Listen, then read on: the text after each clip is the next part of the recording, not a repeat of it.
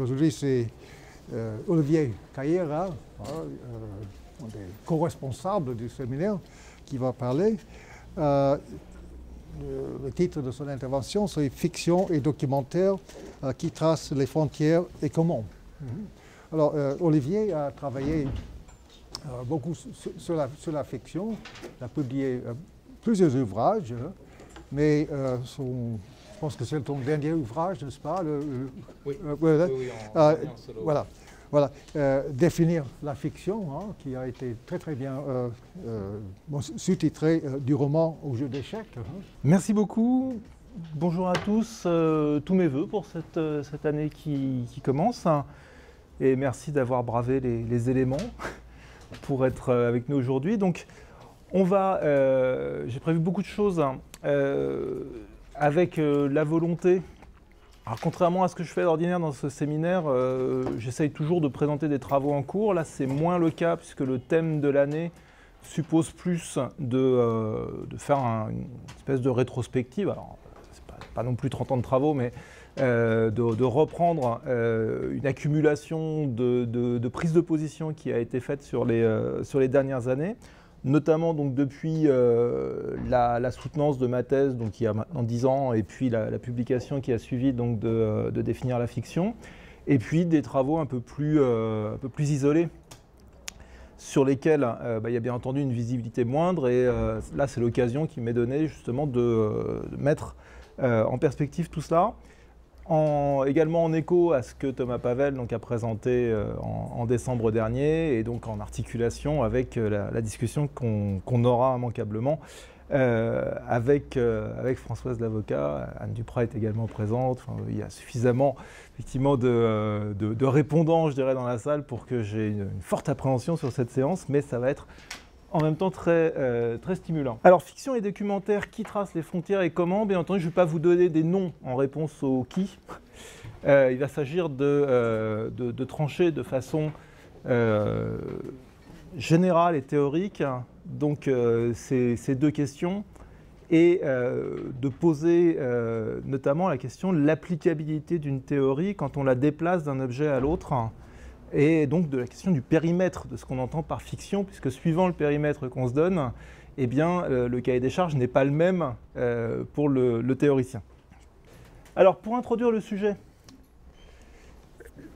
une citation de Marie-Laure Ryan: « La tâche de la théorie de la fiction est d'expliciter les critères intuitifs sur lesquels reposent les jugements de fictionnalité. » Ce qui m'intéresse dans cette phrase de Marie-Laure, c'est ce souci effectivement qu'elle a de se donner une théorie qui ne répond pas à la place des gens, mais qui essaye d'expliciter de quelle manière les gens procèdent pour décider si c'est ou non de la fiction.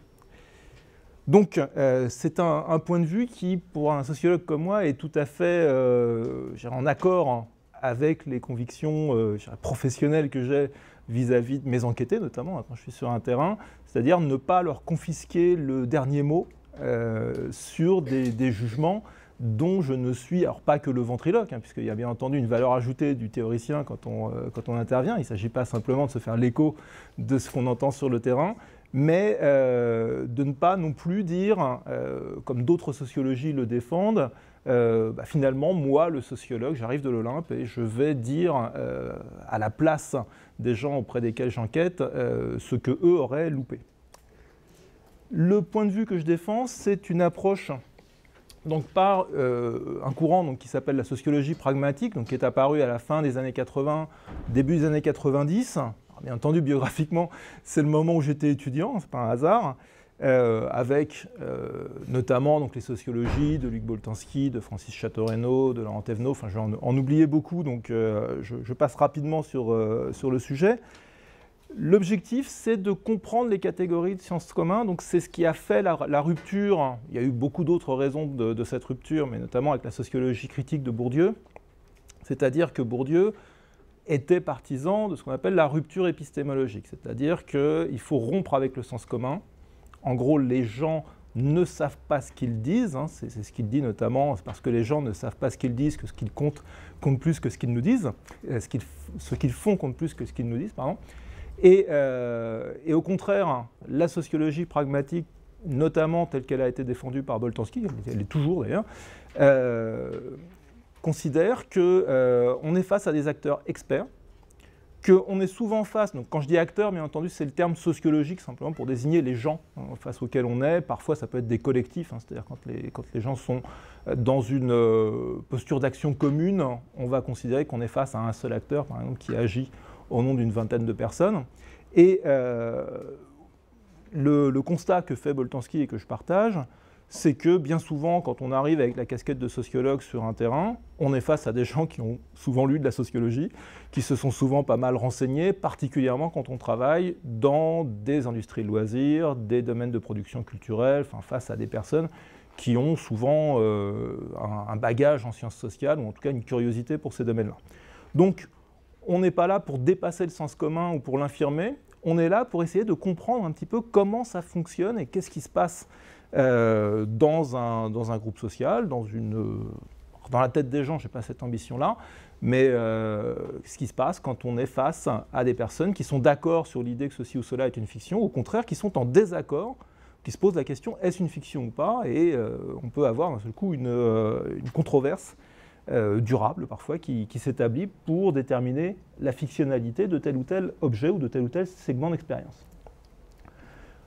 La définition que je vais vous proposer est centrée sur les usages affirmatifs de la fiction. Quand je dis les usages affirmatifs, ce n'est pas toujours des usages très glorieux, mais en tout cas, ce sont des acteurs qui nous disent « j'ai voulu que ce soit une fiction, je la revendique comme telle ». Si on commence à entrer dans les usages péjoratifs de la fiction, on perd l'objet. On ne peut pas. C'est comme si vous voulez travailler, je sais pas, sur le métier de clown et que vous vous dites je vais faire un corpus à chaque fois qu'on dit clown, je vais prendre ça au sérieux. Bien entendu, toutes les situations où on traite quelqu'un de clown vont vous polluer votre corpus. De la même façon, si on dit la primaire de tel ou tel parti politique est une fiction, c'est clairement pour la dénoncer. Si je dis le débat sur la fiction est une fiction de débat, c'est aussi une vision très péjorative, bien entendu, de ce débat-là, bien entendu que je ne soutiens pas.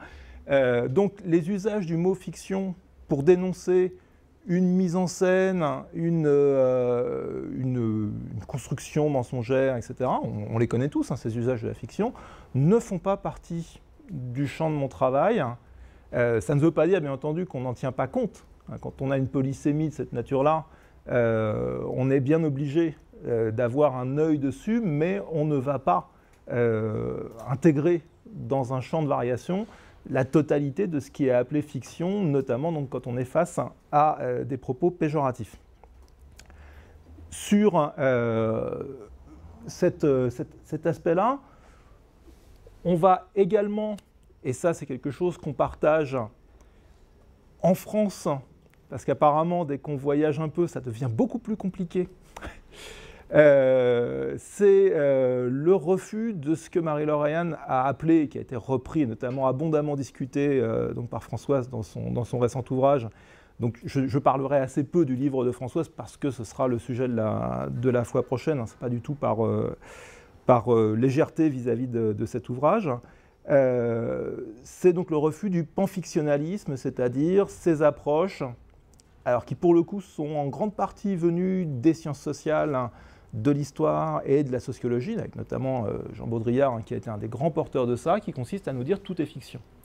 Et notamment tout ce qui est représenté d'une façon ou d'une autre est une fiction. On en retrouve aussi dans les études sur le cinéma, on en retrouve bien entendu dans les études littéraires, et la confusion entre fiction et représentation est un piège assez terrible, puisque, bien entendu, la réalisation d'un journal télévisé, la réalisation d'un documentaire, etc., tout ça peut être taxé de fiction à partir du moment où on va dire c'est construit socialement, c'est réalisé avec des moyens techniques, ça n'est pas la réalité, parce qu'on ne va pas amener la réalité dans quelque chose qui est capté par du film.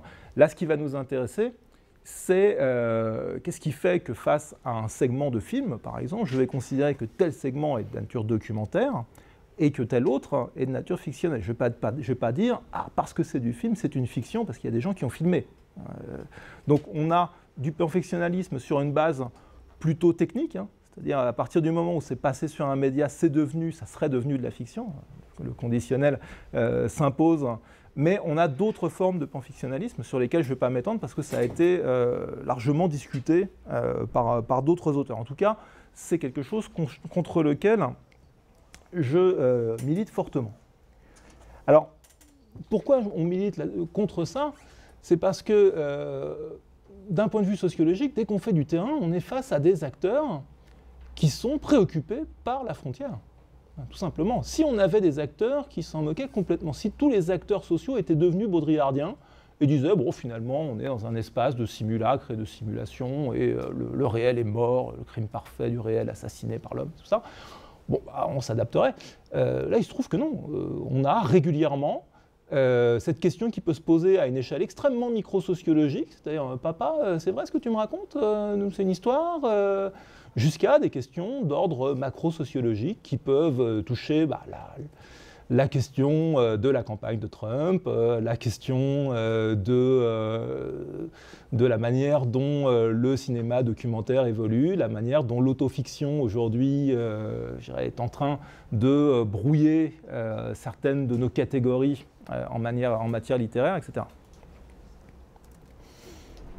Quatrième point de cette introduction, la définition que je vais vous proposer a pour objectif de montrer qu'on peut avoir consensus sur la fiction, et donc je parlerai de contrat, mais pas que, puisque une définition qui colle au débat actuel, ça doit être une définition qui permette de saisir les situations de controverse, de ne pas les considérer comme des absurdités, des aberrations, des scories. Au contraire, il faut une définition qui permette de comprendre pourquoi il peut y avoir un désaccord persistant sur la fictionnalité d'une œuvre ou d'un segment d'expérience. Et il faut aussi, et ça me paraît plus difficile à faire, parce que bien entendu, quand on est dans la recherche, quand on travaille de façon assidue sur un objet, on a tendance à le voir tout le temps et à ne penser qu'à ça. Il faut aussi admettre qu'il y a des objets, des situations, des acteurs qui s'en contrefichent. Et ça me semble très important pour des tas d'autres objets qui sont les vôtres et dont on a eu des échos lorsqu'on a fait un tour de table en début d'année. C'est-à-dire que c'est aussi important, si on veut avoir un rendu correct et qui rende justice, qui rende raison de ce qu'on observe dans un corpus ou sur un terrain, de se dire les gens ne sont pas nécessairement aussi intéressés que moi par cet objet-là. Et la question de la fictionnalité est pertinente. Il y a une demande de frontières dans certains cas, mais il faut aussi admettre que dans certains segments, certains moments de notre quotidien, face à certains types de messages, face à certains objets, on a une incertitude persistante. C'est-à-dire qu'on peut écouter une chanson sans se demander nécessairement si elle est fictionnelle ou non. On peut voir un spot de pub sans se poser vraiment la question, en tout cas sans être d'un seul coup bloqué par cette question, au sens où d'un seul coup ça serait l'urgence de savoir si oui ou non c'est une communication documentaire ou fictionnelle. Bien entendu, si c'est un spot de pub qui m'annonce moins 50% sur tel produit, là je vais me poser assez rapidement la question. Mais si c'est un spot qui est en train simplement de me présenter des personnes qui sont en train de s'extasier sur le produit, savoir si c'est une situation fictionnelle ou documentaire peut être finalement assez subsidiaire. Dernier point, en termes de méthode, je pratique c'est l'objet qui dicte la méthode. Suivant l'objet sur lequel je travaille, je vais essayer d'adapter la méthode. Mais j'ai une posture essentiellement d'observation participante. C'est-à-dire que quand j'étudie les jeux, je joue avec les gens. Quand il s'agit d'étudier des situations de fiction improvisée, je ne me mets pas dans un coin dans la situation de l'observateur caché, discret, etc. Et on capte beaucoup plus de choses de cette façon-là.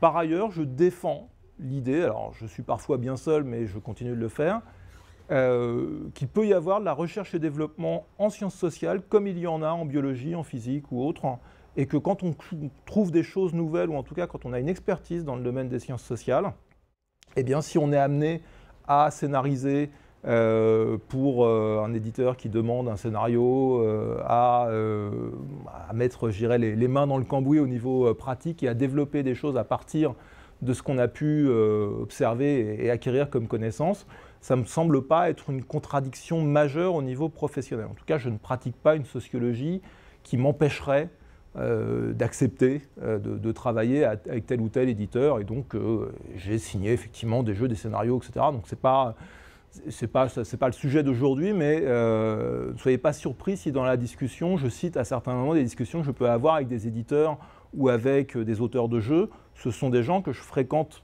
aussi bien en tant qu'enquêteur qu'en tant que professionnel rattaché. Bon, on n'est pas professionnel au sens où on n'en vit pas, mais quand on est amené à contractualiser avec des éditeurs, c'est un segment d'expérience sociologique en plus qui n'est pas tout à fait anodin.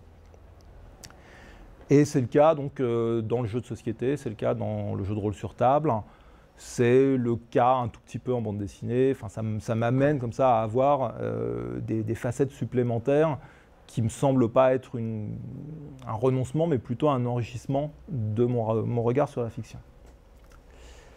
Alors, là, le premier point sur lequel je vais insister, c'est la question du périmètre de la fiction, c'est-à-dire qu'est-ce qu'on entend par fiction dans le monde contemporain. Aujourd'hui, je constate que lorsque vous ouvrez des ouvrages qui sont dédiés à la fiction, alors quand je dis des ouvrages, je prends, je dirais, l'étagère que ça représente dans ma bibliothèque et j'essaie de voir statistiquement quels sont les exemples les plus cités. Bien entendu, après, on peut avoir des ouvrages qui essayent de combler cet écart et c'est de plus en plus le cas. Si vous lisez par exemple l'ouvrage, je l'ai amené parce qu'on l'a mentionné. Thomas Pavel notamment l'a mentionné et puis on ne l'a pas encore fait passer, donc vous savez qu'on aime beaucoup faire passer des bouquins ici. L'ouvrage de Marion Renaud, Philosophie de la fiction, qui est paru en 2014. Marion Renaud a pour objectif une philosophie du roman, mais malgré tout, et c'est la preuve qu'elle écrit, je dirais, en 2014, c'est-à-dire imprégnée par un débat où le répertoire des objets s'est élargi, elle discute d'autres questions. Elle a un répertoire aujourd'hui d'exemples qui montre que petit à petit, on est face à un certain rééquilibrage. Alors, d'abord, il y a un primat évident des œuvres, c'est-à-dire de ce qui est fixé, de ce qui est reproductible, de ce qu'en gros, on peut revisionner, relire, revoir, etc., sur les expériences, les performances, tout ce qui est plus évanescent. C'est l'un des problèmes majeurs dans les études théâtrales, c'est-à-dire est-ce qu'on peut tenir compte vraiment du théâtre comme performance et pas simplement comme œuvre imprimée. Là, c'est un cas, c'est également le cas pour l'opéra, c'est le cas, je dirais, sur tous les objets un peu qui ont ce double statut à la fois d'œuvre reproductible à l'infini et de performance. Alors moi, ce qui m'intéresse, c'est aussi la performance improvisée. C'est-à-dire qu'on a aujourd'hui des ouvrages sur le théâtre d'improvisation, mais bien entendu, un exemple qui est repris dans un ouvrage de théâtre d'improvisation a beaucoup moins la possibilité de circuler dans le débat académique, puisqu'il faut avoir lu le même ouvrage, qu'un exemple qui porterait sur les éternels figurants du débat sur la fiction, que sont Sherlock Holmes, Anna Karenine, Monsieur Pickwick et autres personnages qu'on retrouve quasiment dans tous les bouquins et qui sont rediscutés à l'infini, ce qui est tout à fait normal. C'est bien d'avoir un répertoire d'exemples. Il se trouve que simplement ce répertoire d'exemples fait peser la barque dans un sens qui n'est pas anodin. Le job du sociologue là-dessus, c'est d'amener ces terrains. De dire, même si c'est pénible à lire, parce que souvent ce qu'on attrape sur le terrain est particulièrement laid au niveau littéraire, eh bien, voilà, dire on a aussi ça. Et dans le répertoire des fictions aujourd'hui, ça peut être 4 amis qui sont autour d'une table et qui sont en train d'improviser sur ceci ou cela.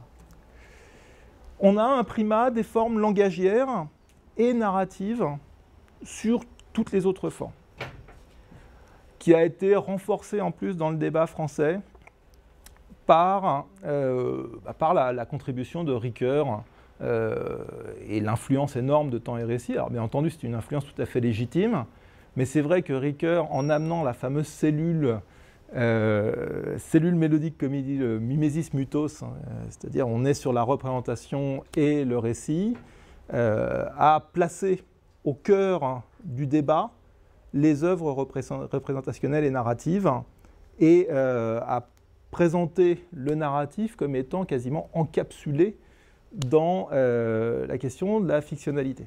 Et l'idée qu'il y ait des fictions non narratives est une idée qui reste difficile à défendre.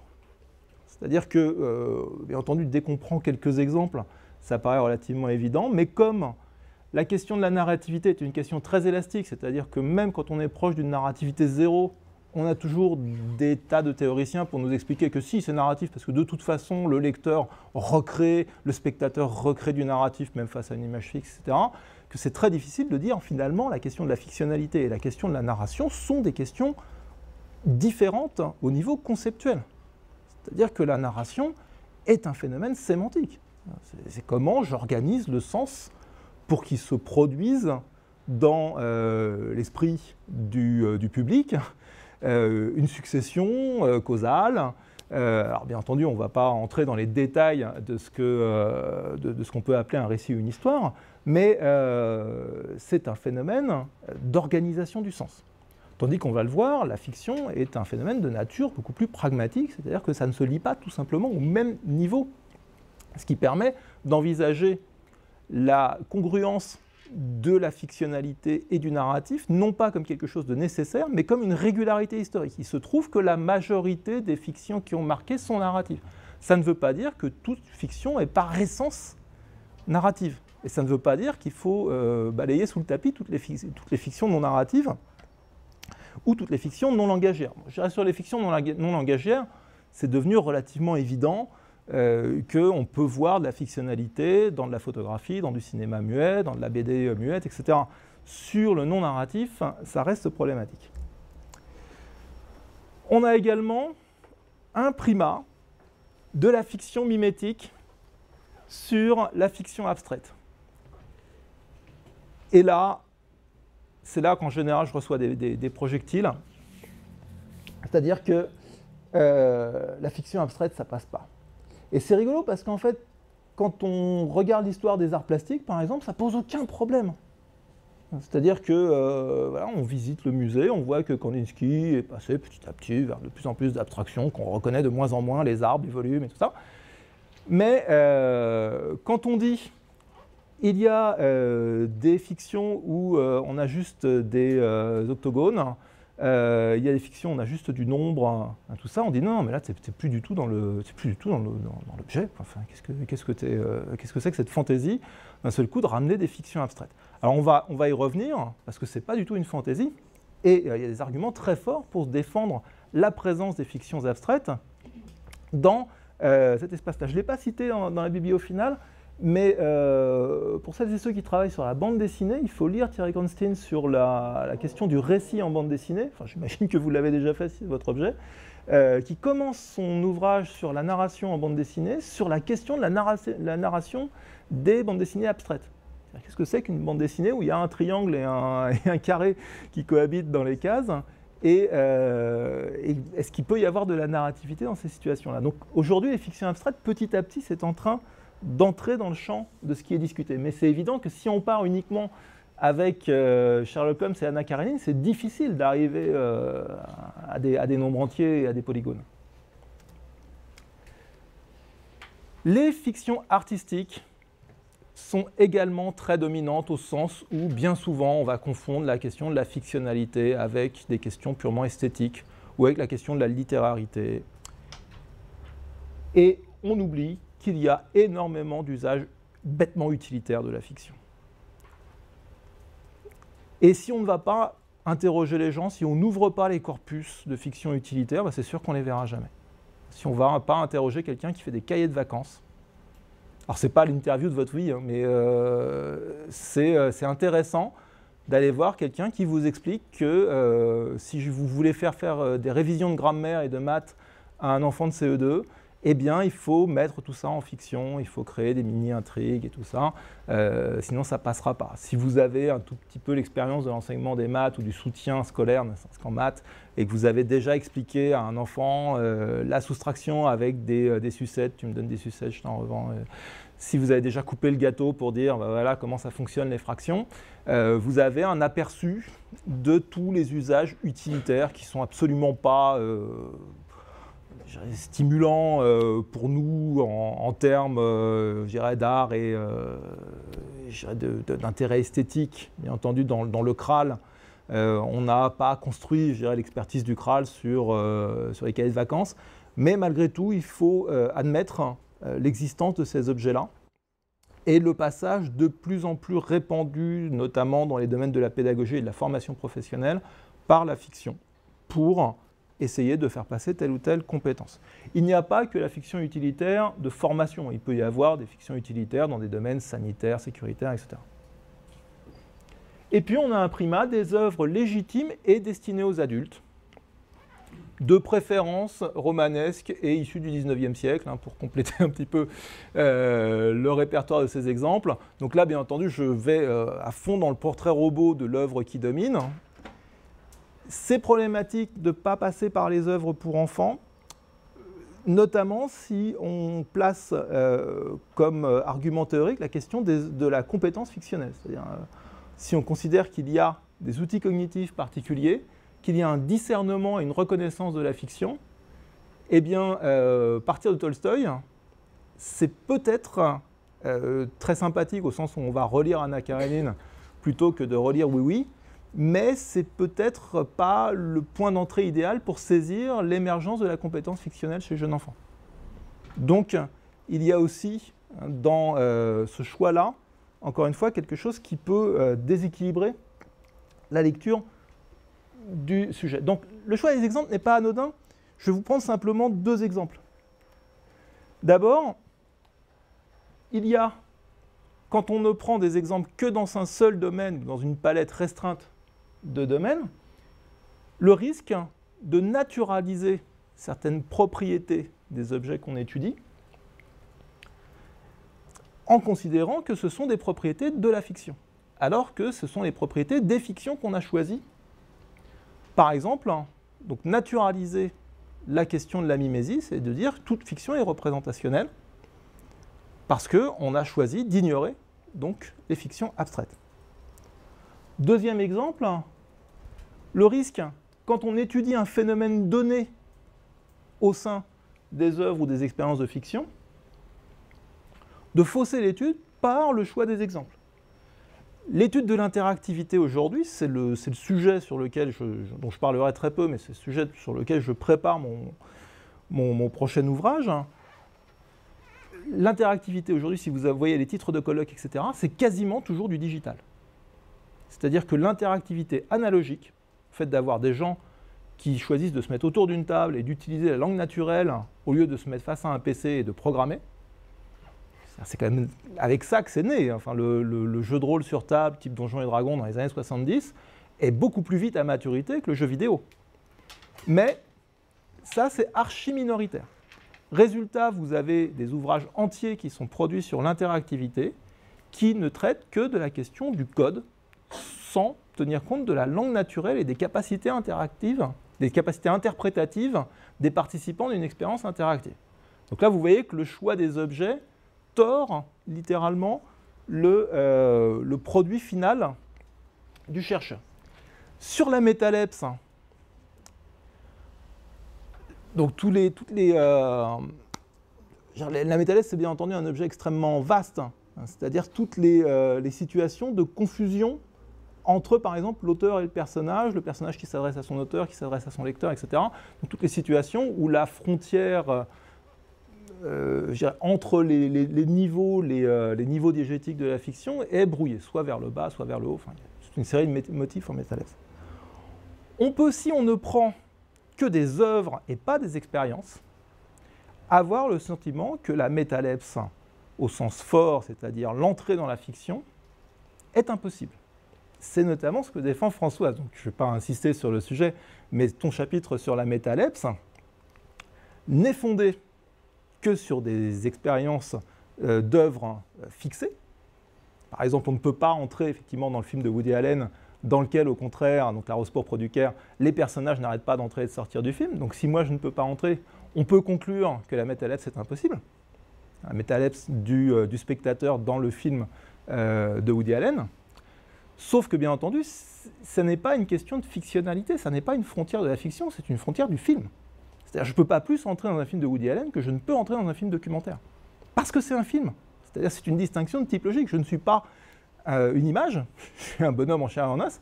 Et donc, éventuellement, si je suis là sur le tournage, façon Alfred Hitchcock, je peux apparaître sous la forme d'un caméo dans mon propre film. Mais ça n'est pas une frontière de la fiction, et j'ai des situations de fiction interactive, de performance, etc., où il y a des métalepses tout le temps. C'est-à-dire que j'ai des personnes qui sont en train de faire un jeu de rôle sur table, par exemple dans une convention, et il y a un étudiant qui arrive avec un chariot de boissons, et comme il y a sans arrêt dans les événements estudiantins pour éviter de perdre trop d'argent, il arrive avec des boissons, des barres chocolatées, etc., et les joueurs, au moment où il arrive, l'intègrent complètement en disant et tout à coup arrive notre ami Laurent et les personnages de fiction vont s'emparer de leur barre chocolatée. On va avoir une intégration de ce personnage-là pendant les 2 minutes où il reste. Il est vraiment en situation de métalepse et bien entendu, comme lui-même est très joueur, il va rentrer avec plaisir dans ce petit segment d'expérience et va sortir. Il fait une intervention en tant que personnage secondaire dans la fiction, sans rupture du cadre, c'est-à-dire que la fiction n'est pas particulièrement perturbée par le fait qu'on ait intégré pendant quelques minutes ce personnage-là, puisque c'est un jeu de rôle, et donc on a simplement un joueur en plus qui ne fait que passer pendant 2 minutes. Mais ça n'est pas une question de distinction fait-fiction, c'est une question de support de fictionnalité, à mon sens, qui fait que si on ne prend que des œuvres fixées et pas de performance, on loupe une partie des propriétés de la métalepse. Si je prends le Seigneur des Anneaux, aujourd'hui, et si vous avez dans votre entourage des personnes qui ont du mal à lire, et donc qui ne sont pas entrées par le Seigneur des Anneaux par le chemin légitime, c'est-à-dire le roman, certains ont peut-être choisi de brûler les étapes et sont passés directement par les films de Peter Jackson. D'autres ont pu passer par des petits jouets sous licence, dont je ne veux pas faire trop de publicité, mais sur lesquels il est clair que si un enfant est en train de jouer avec ça, ou un adulte, pourquoi pas, c'est une expérience de fiction qu'il va vivre sur le parquet de sa chambre, et elle peut être plus ou moins narrative, elle peut être plus ou moins descriptive, en tout cas, elle va le renvoyer à l'univers des Terres du Milieu et à la dimension épique de l'imaginaire de Tolkien. Ça peut être bien entendu à travers un jeu de simulation en vidéo, où là vous allez avoir des données chiffrées qui vont apparaître sur l'écran, c'est-à-dire que le système de simulation mathématique va apparaître très fortement. On avait invité l'an dernier Jean-Philippe Jaworski, donc un de nos grands auteurs francophones de fantasy, qui est également auteur de jeux de rôle. On peut jouer à Tiersage, qui est un jeu de rôle gratuit disponible en ligne, qui permet de se plonger dans le tiersage donc des Terres du Milieu, et donc d'avoir une autre porte d'accès encore à travers du jeu de rôle sur table cette fois-ci, c'est-à-dire on n'a pas du tout de support audiovisuel ou de support jouet, comme c'est le cas ici. On est simplement sur le support de la parole, et je vous encourage, si vous ne l'avez jamais fait, à commencer par celui-ci. C'est un point d'accès comme un autre. On peut passer par le jeu de rôle grandeur nature, c'est-à-dire que là on va se costumer.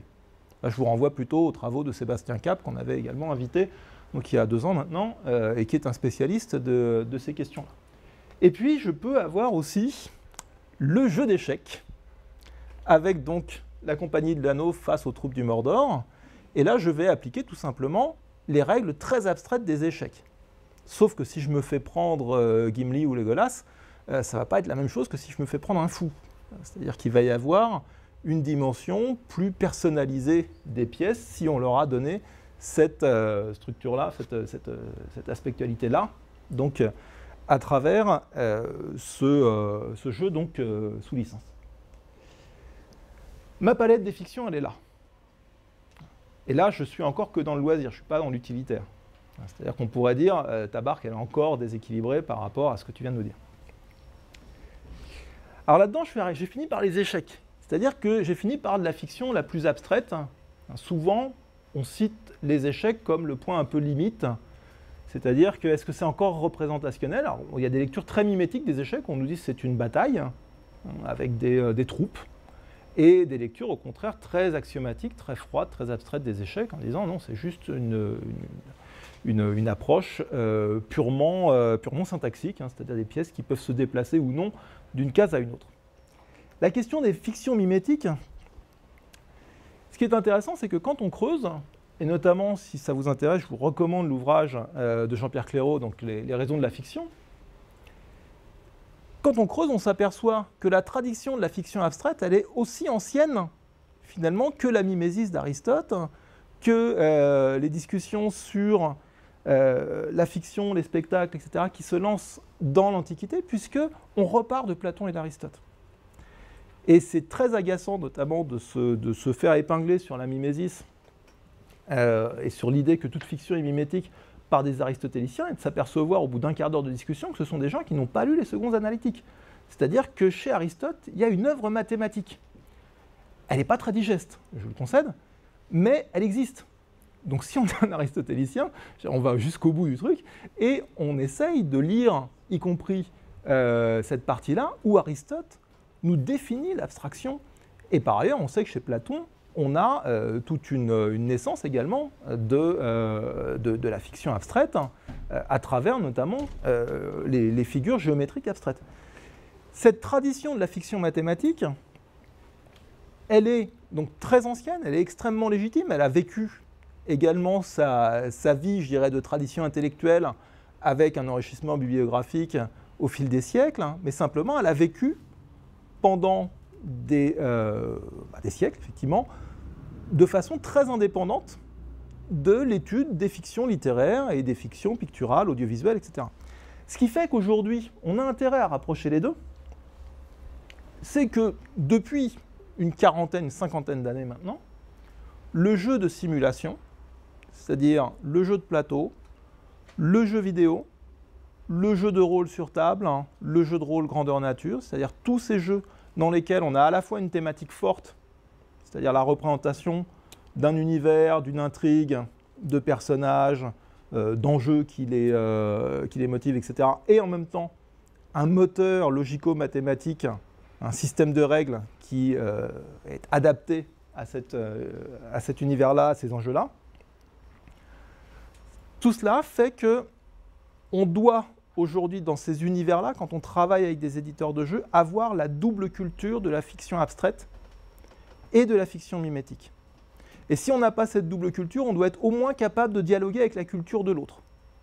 C'est-à-dire que quelqu'un qui est en train d'écrire un scénario pour le jeu de plateau Conan, par exemple, doit être capable de dialoguer avec l'auteur du jeu de plateau pour dire, voilà, là, le niveau de difficulté, il est à temps parce que mathématiquement, les chances de réussite du groupe, elles sont très faibles, ou au contraire, elles sont très élevées.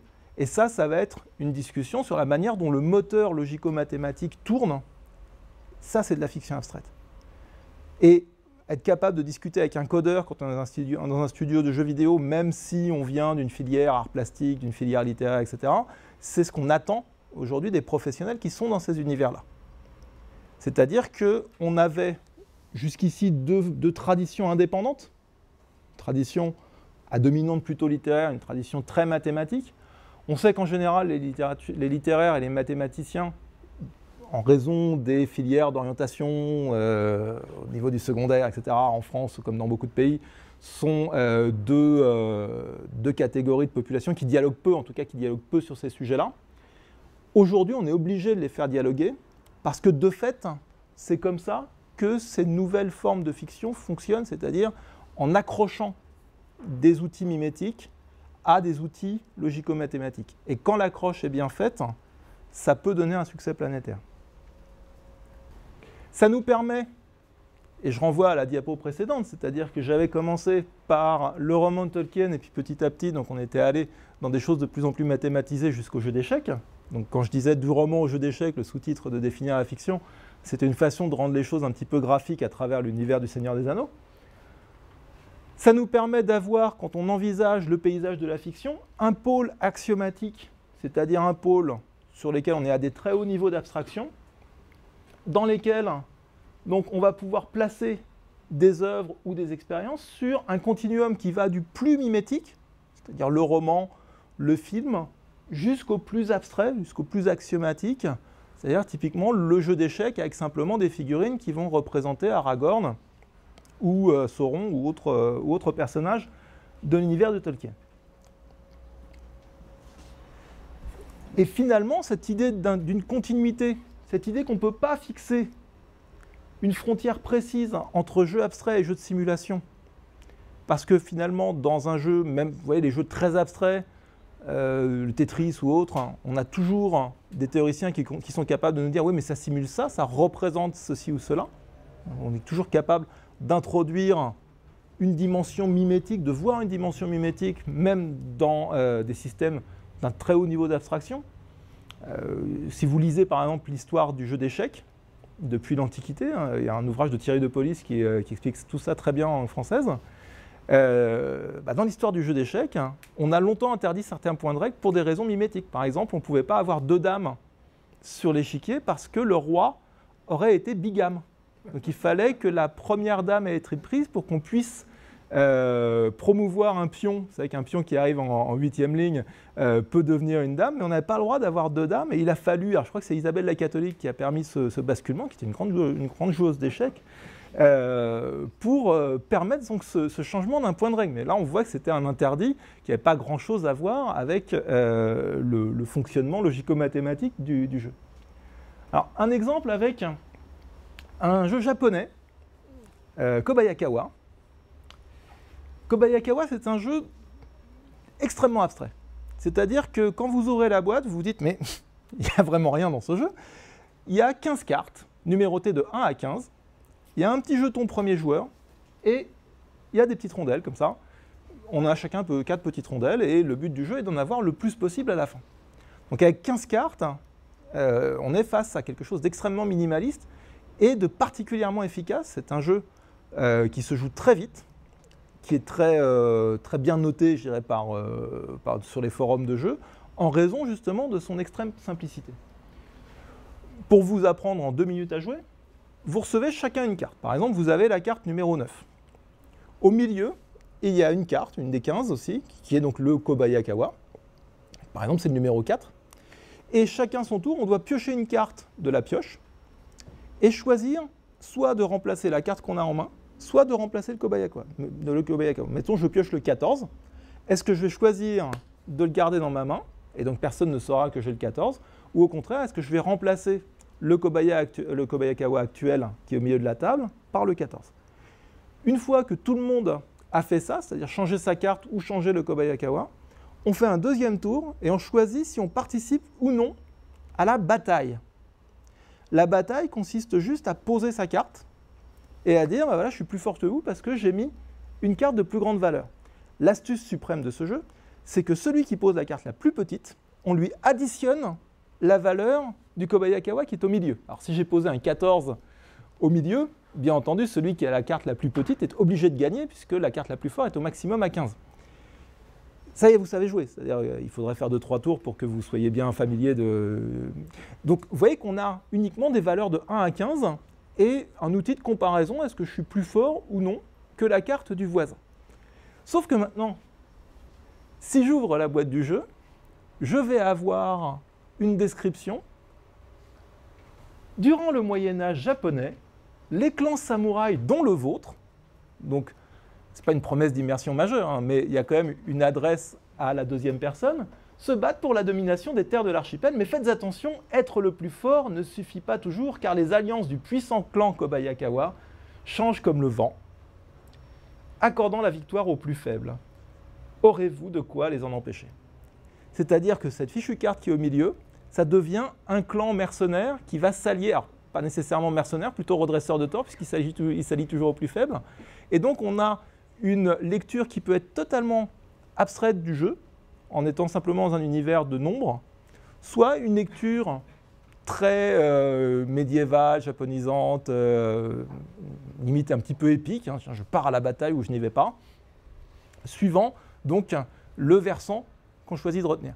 Et quand je vous dis il est impossible de tracer concrètement une frontière entre des jeux qui auraient une dimension simulationniste et des jeux qui seraient purement abstraits, c'est que, sans arrêt, la dualité de ces lectures est possible. Alors j'en viens à la question de l'opposition entre fiction et documentaire. Là, on a donc défini un petit peu le périmètre de ce qu'on peut appeler fiction. Maintenant, la question de la frontière. La frontière, j'insiste pour la faire passer entre fiction et documentaire. C'est encore une fois une remontée de terrain.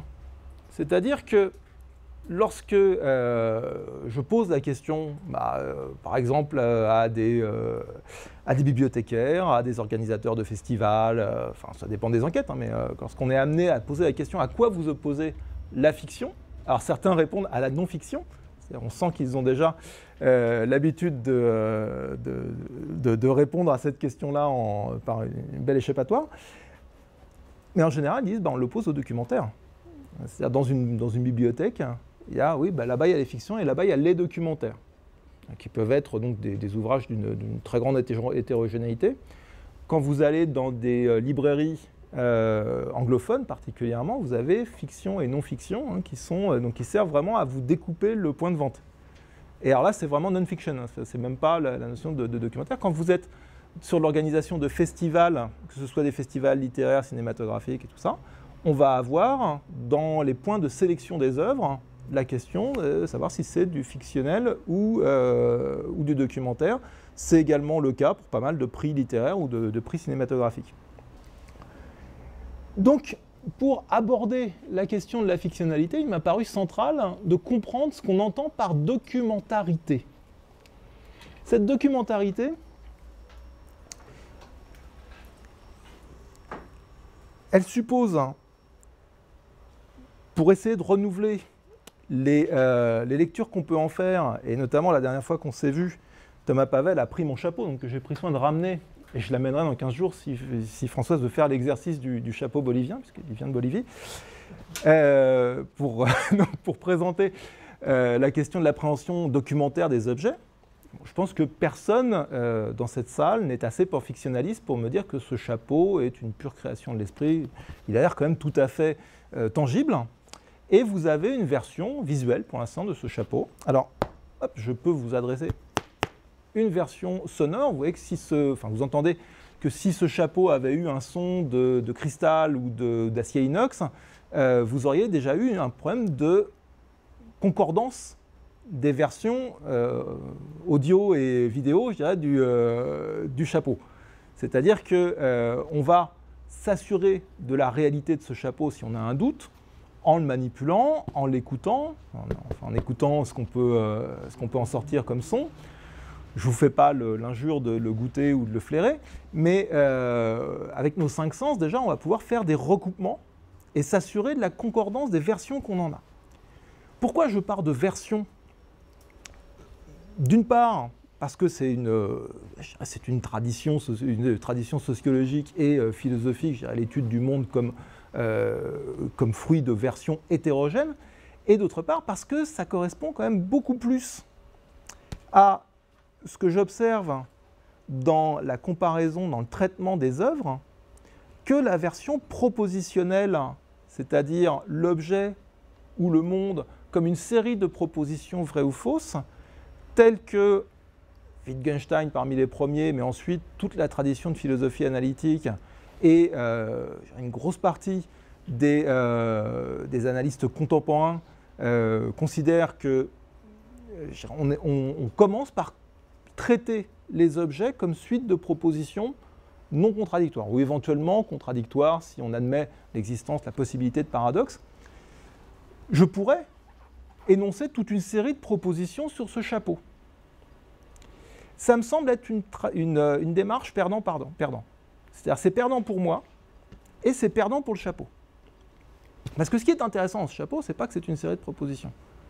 C'est qu'il est vieux, c'est qu'il est de plus en plus laid, c'est qu'il a des tas de propriétés qui vous apparaissent lorsque vous l'observez, lorsque vous avez des versions de première main de ce chapeau et qui disparaîtraient si on écrasait tout ça sous un appareillage propositionnel à la Wittgenstein. Sachant qu'une proposition est simplement quelque chose qui peut être vrai ou faux. C'est-à-dire qui ne tient pas compte de l'hétérogénéité sensorielle de ce qu'il peut y avoir dans un objet du monde ou dans une création ex nihilo réalisée par un artiste. Donc, dans ce chapeau, ce qui fait qu'on est à peu près certain de sa réalité, c'est la continuité des versions qu'on en a, c'est-à-dire qu'il n'est pas en train de clignoter, hein, il est là, il est présent depuis un petit moment sur la table et il n'a pas eu d'intermittence. Nous considérons que les objets sont là de façon continue. Là, le tableau derrière moi, je ne considère pas que parce que j'ai le dos tourné, il est en train d'apparaître ou de disparaître. Donc, continuité des versions, c'est quand même un de nos forts appuis de connaissance du monde. Et contiguïté des versions, c'est-à-dire qu'il a des points de concordance entre donc, les différentes versions que je peux en avoir. Si une version me trompe, parce que bien entendu, quand je parle de version sensorielle, ça supposerait une vision un peu naïve de la théorie de la connaissance, dirait, bon, bah, voilà, plus une version est de première main, plus on va lui faire confiance. En fait, nous apprenons tous à étalonner nos versions les unes par rapport aux autres. C'est-à-dire ce qui fait que là, vous reconnaissez à peu près le bruit du chapeau, du feutre. C'est que vous avez tous stocké une série de références sonores sur le bruit que font les différents objets. Ce n'est pas une connaissance abstraite qui vous permet d'un seul coup de dire « Ah oui, ça c'est un bruit de chapeau ». Et de la même façon, ce qui fait que par rapport à cet objet-là, vous avez la relative certitude, je pourrais vous faire circuler s'il y a un doute, hein, mais qu'il s'agit d'un chapeau, c'est que vous avez, dans la façon dont vous avez appris tous, nous avons tous appris à hiérarchiser nos versions des objets du monde, un certain primat du visuel, qui est issu d'apprentissage culturel, qui ne serait pas le même suivant les cultures, suivant les époques, ou si quelqu'un était aveugle ou malvoyant dans la salle, eh bien il serait capable de récupérer d'autres versions, souvent des versions de seconde main. On me sort toujours l'exemple du daltonien qui est incapable de voir les couleurs. Manque de chance, je suis daltonien. Et je suis effectivement incapable de voir certaines distinctions entre certaines nuances, et dans ce cas-là, je m'appuie sur des versions de seconde main. Et ça marche très bien parce qu'elles se recoupent. C'est-à-dire que si je demande à 3 personnes différentes de quelle couleur est le pull que je porte ou autre, alors en général, ce n'est pas d'une grande audace en termes de couleur, justement, parce qu'il ne faut pas commettre trop d'horreur, je vais avoir la certitude du moment que je recoupe par des personnes qui ne se sont pas coordonnées, hein, c'est-à-dire c'est le recoupement par 2 sources indépendantes, ce que savent faire tous les journalistes, je vais avoir la certitude que je porte quelque chose de marron, quelque chose de vert, etc., même si je suis un foutu de voir la différence entre le marron et le vert. C'est-à-dire qu'on apprend tous, en fonction de la façon dont nous hiérarchisons les versions culturellement et individuellement en fonction de nos tares respectives, à faire des recoupements en permanence. C'est beaucoup moins joli, beaucoup moins élégant qu'un joli système de propositions qui aboutirait à des oui et des non, à des vrais et des faux, à des 1 et des 0, etc. C'est beaucoup moins calculable. Il se trouve que dans la façon dont nous organisons le quotidien et la façon dont nous appréhendons les fictions, ça marche quand même très bien. C'est-à-dire que contre cette vision propositionnelle du monde, ce que je propose, c'est une vision nodale des choses. Ce chapeau est un nœud de versions concordantes. Sur un nœud de versions concordantes, je peux placer un nom propre. Et on s'aperçoit que la théorie des noms propres fonctionne très très bien si on l'interface avec une théorie nodale du monde, aussi bien que si on l'interface avec l'idée qu'un nom propre correspond à une suite concordante de propositions.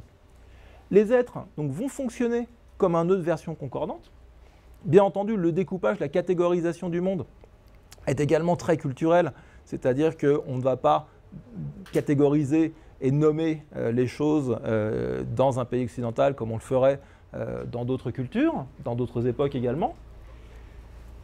L'idée, c'est que ce que nous appelons le monde réel correspond à l'espace de concordance des versions. Si les rêves que nous faisons chaque nuit concordaient, c'est-à-dire si je pouvais dire à John, dis donc cette nuit dans mon rêve, tu as fait quand même un truc un petit peu bizarre, et qu'il me disait ah oui, bah, je suis désolé, hein, ça m'arrive. C'est-à-dire que si nous avions des rêves qui se recoupaient, ils feraient partie de ce réel partagé, alors que nous leur accordons un statut différent. C'est ce que Bertrand Russell a très bien expliqué quand il dit les êtres imaginés n'ont pas les mêmes corrélations que les êtres réels.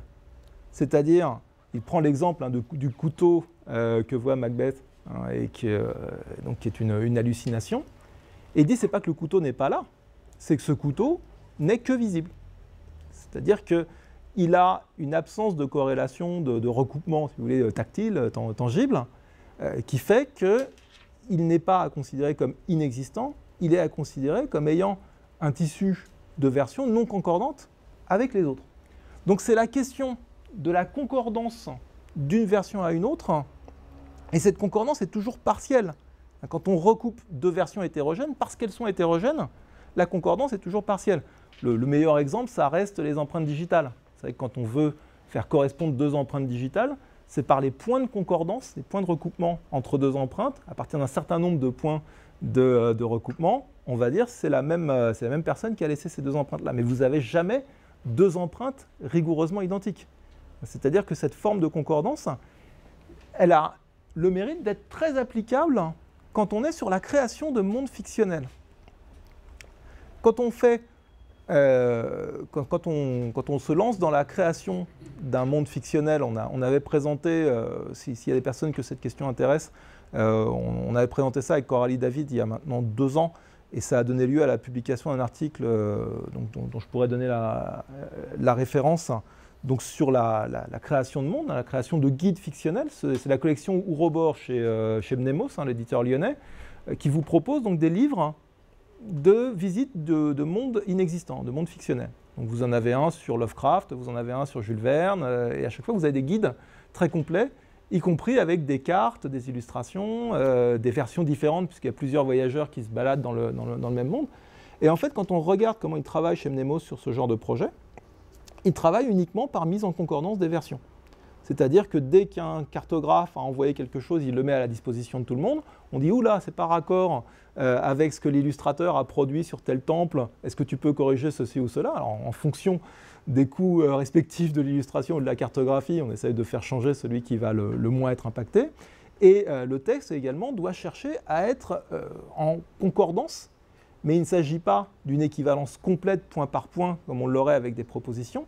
Il s'agit d'avoir une relative adéquation de l'image, du texte descriptif, du texte narratif et de la cartographie. Résultat, je propose de voir la documentarité sous 2 formes. Parce que si on n'a qu'une vision de la documentarité, on avance finalement que sur une seule jambe. En fait, on a la documentarité du quotidien.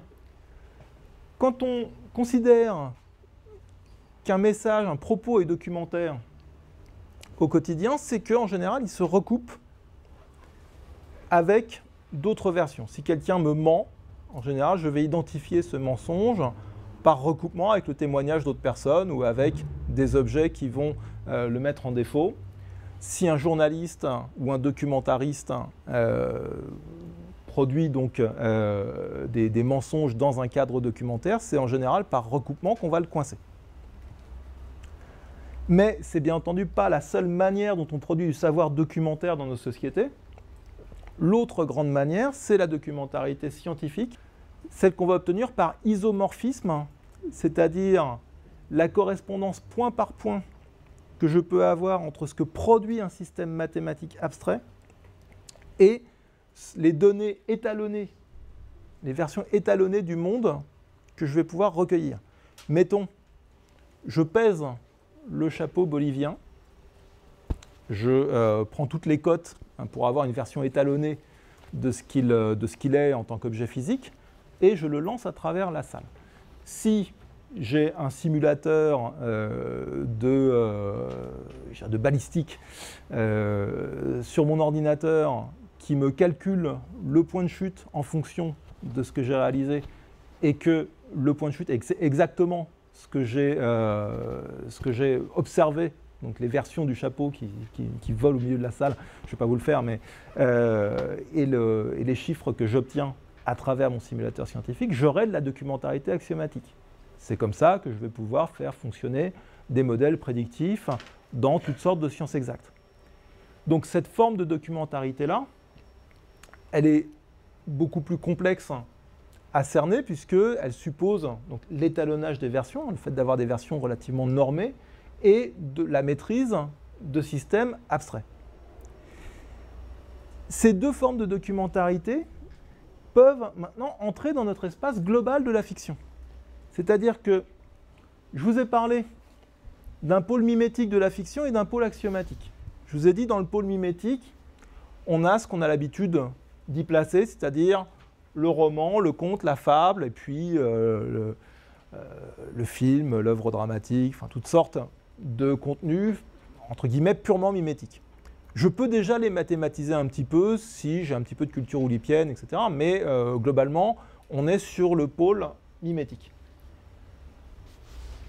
Du côté fictionnel axiomatique, je vais avoir des jeux abstraits, des systèmes logiques, des géométries non euclidiennes, des choses qui ne sont pas censées référer au monde et qui sont donc théorisées depuis l'Antiquité comme mettons des fictions mathématiques abstraites, logico-mathématiques abstraites. Et au milieu, je vous disais, il y a ce point d'articulation qui sont les jeux de simulation, c'est-à-dire si je veux créer un jeu vidéo sur Le Seigneur des Anneaux, j'ai besoin d'avoir des graphistes, des scénaristes qui m'amènent le pôle mimétique du Seigneur des Anneaux, et puis des codeurs qui vont faire fonctionner de manière abstraite, par exemple la balistique, des flèches des elfes ou autres, ou des catapultes, pour que la simulation fonctionne.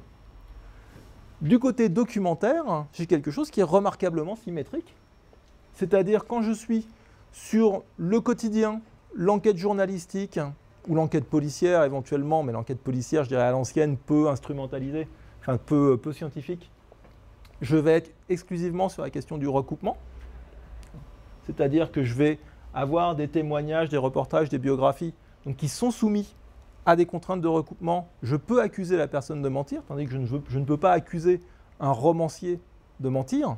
Je peux l'accuser de plein de choses, mais je ne peux pas le coincer sur une absence de recoupement. Et du côté axiomatique, je vais avoir des modèles scientifiques qui, contrairement à mes jeux abstraits, visent à représenter une certaine portion du monde, la circulation des astres dans le système solaire, la vitesse de transformation d'une solution chimique, etc., par isomorphisme. Donc c'est à travers le recoupement et l'isomorphisme que je vais avoir de la documentarité. Et au milieu de ça, je vais avoir des situations, par exemple, de reconstitution policière.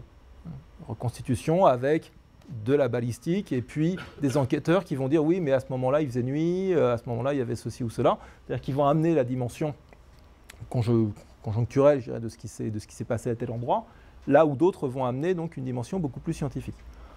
Aujourd'hui, il suffit d'allumer la télé pour ne voir quasiment que ça, c'est-à-dire tout le développement de l'expertise dans la fiction policière. Vous avez maintenant des spécialistes des nombres, des spécialistes de la décomposition des eaux, des spécialistes de l'entomologie légale. Enfin, on a toute une branche aujourd'hui de l'audiovisuel et de la littérature policière qui se sont spécialisés sur ces questions-là. Donc, on peut avoir une bonne symétrie à la fois entre le pôle mimétique, le pôle axiomatique, et puis entre la lecture documentaire et la lecture fictionnelle de ce qui nous parvient.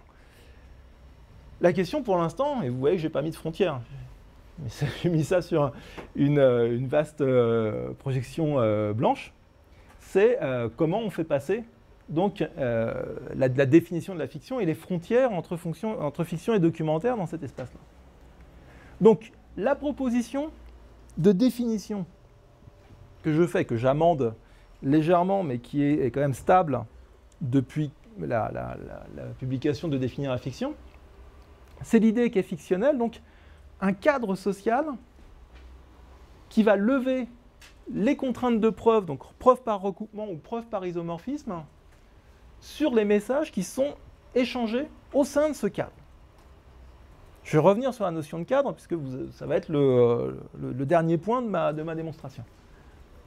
Par extension, ce qu'on va appeler fiction, ça va être les œuvres qui sont produites dans ce type de cadre et les entités quand on dit Sherlock Holmes c'est une fiction, j'ai aucune raison de dire le contraire, qui sont produites ou qui sont reçues dans un cadre fictionnel. Alors pourquoi cette définition?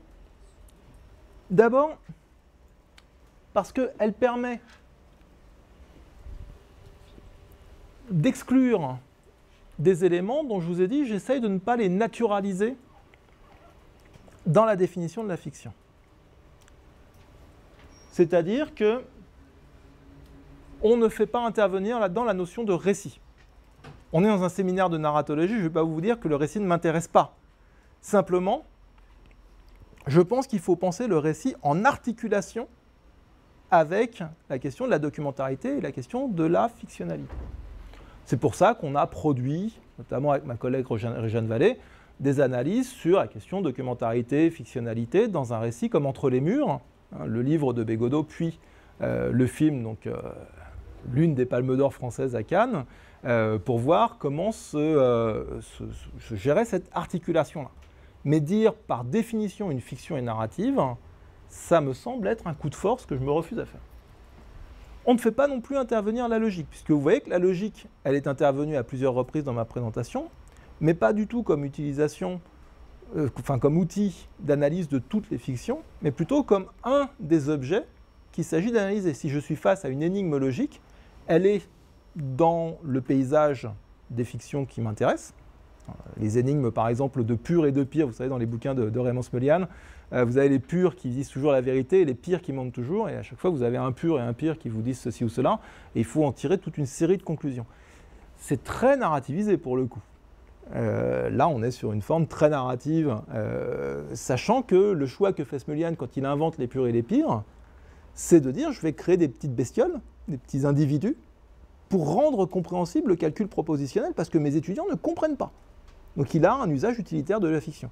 Il se trouve que comme il écrit très bien et qu'il a beaucoup d'humour, ça donne des bouquins qui se vendent comme des petits pains. Le livre qui rend fou, etc., ce sont des livres qui ont eu un vrai succès de librairie, alors que c'est de la logique pure. La question de la langue, je l'ai oublié, désolé, n'est pas incorporée dans ce cadre social. On peut avoir un cadre social totalement muet, où l'expérience est fictionnelle. Et puis la question de la représentation, ce qui laisse la place donc à la fiction abstraite comme à la fiction mimétique. Il ne s'agit pas non plus de jeter la fiction mimétique, bien entendu, mais simplement de dire il y a ne serait-ce qu'un petit strapontin pour la fiction abstraite, et si on essaye de couper la fiction abstraite, dites-moi où vous mettez la frontière, parce que moi je ne sais pas la mettre. C'est-à-dire qu'une fois qu'on a admis avec Jean-Marie Schaeffer, dans Pourquoi la fiction, je vous rappelle que Jean-Marie Schaeffer donc, ouvre son ouvrage avec le personnage de Lara Croft en disant maintenant on est bien obligé de tenir compte de ce type de personnage pour parler de la fiction contemporaine. Si je fais entrer le personnage de Lara Croft, il va bien falloir que j'admette Pac-Man. Si j'admets Pac-Man, pourquoi je n'admets pas juste un cube ou une fiction encore plus abstraite? Donc on n'arrive pas à couper. Et en fait, le mieux me semble être de ne pas couper et d'avoir vraiment cette polarité, ce continuum qui va du mimétique à l'abstrait. Deuxième chose, pourquoi je parle de cadre social, ce n'est pas juste pour faire sociologue, c'est pour une volonté précise qui est de ne pas flécher la manière dont circule la communication au sein de ce cadre. Ne pas être enfermé dans un modèle texte-lecteur, notamment. C'est-à-dire que quand on observe du théâtre d'improvisation, et faites-le ne serait-ce qu'une fois dans votre vie, ça va révolutionner votre approche de la fiction. Quand on observe du jeu de rôle sur table, quand on est face à des formes très fluides, très improvisées, eh bien on ne peut pas dire qui a l'autorité, dans quel sens circule la communication. Ça ne diminue pas, bien entendu, le poids du modèle texte-lecteur dans les activités éditoriales classiques. Et quand je suis scénariste, bien entendu, c'est moi l'auteur, moi le taulier, c'est moi qui décide de beaucoup de choses. Mais lorsque je suis autour d'une table de jeu, je n'ai pas cette autorité, je n'ai pas ce périmètre précis. Et ça m'intéresse d'avoir une définition de la fiction qui laisse cette liberté-là pour avoir une plasticité, une liberté de transposition de la définition à des objets très hétérogènes. Enfin, ça permet de reprendre ce que font d'autres théoriciens, parce qu'il n'y a pas l'idée de déclarer la guerre à d'autres théories, et il y a l'idée d'organiser une coexistence pacifique entre les approches formelles de la fiction. Alors ça nécessiterait une séance entière, et je pense que Françoise en parlera dans une quinzaine de jours. Les approches ontologiques, je n'en doute pas. Les approches formelles, c'est en gros autour de Dorit Cohn, Kate Hamburger, c'est-à-dire les approches qui consistent à définir des indices de la fictionnalité par l'expression, notamment discours indirect libre, fixation d'un jeu origine fictif au sein de l'œuvre, etc. Les approches ontologiques, là, ce sont les approches par l'hétérogénéité des êtres qui existent dans la fiction par rapport à ce qui existe dans notre quotidien. En fait, qu'on puisse rencontrer des licornes, qu'on puisse rencontrer des androïdes et toutes sortes de créatures qu'on a peu de chances de croiser à la sortie de l'école. Les approches cognitives, c'est plutôt ce qu'on trouvera chez Gregory Curé notamment, c'est-à-dire l'idée que dans la fiction, nous avons une lecture différente, un traitement différencié de l'information, pour le dire en termes bêtement cybernétiques, c'est-à-dire que le cerveau fonctionnerait différemment, aurait une disposition cognitive différente lorsqu'on est face à de la fiction. Tout cela me paraît juste.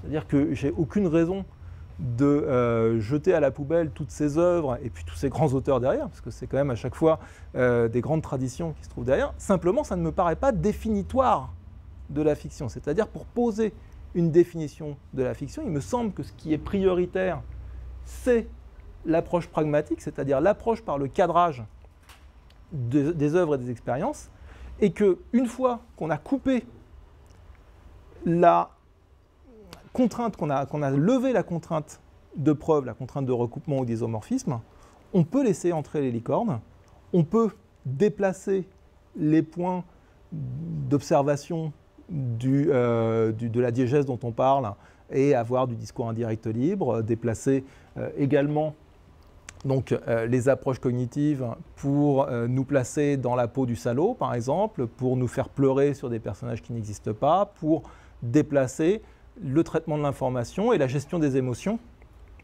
à l'intérieur de ce cadre. Mais on peut aussi avoir des approches cognitives très neutres. C'est-à-dire qu'on n'est pas sans arrêt dans l'immersion. C'est un terme que je ne récuse pas. Mais quand on me parle d'immersion dans la fiction, pour moi, c'est un état rare, précaire, souvent très mémorable. Quelqu'un qui me dit « j'ai été dans l'immersion », en général, il est en train de me raconter un souvenir fort. Et on a par ailleurs énormément de fictions très peu immersives. Et elles font partie de l'objet.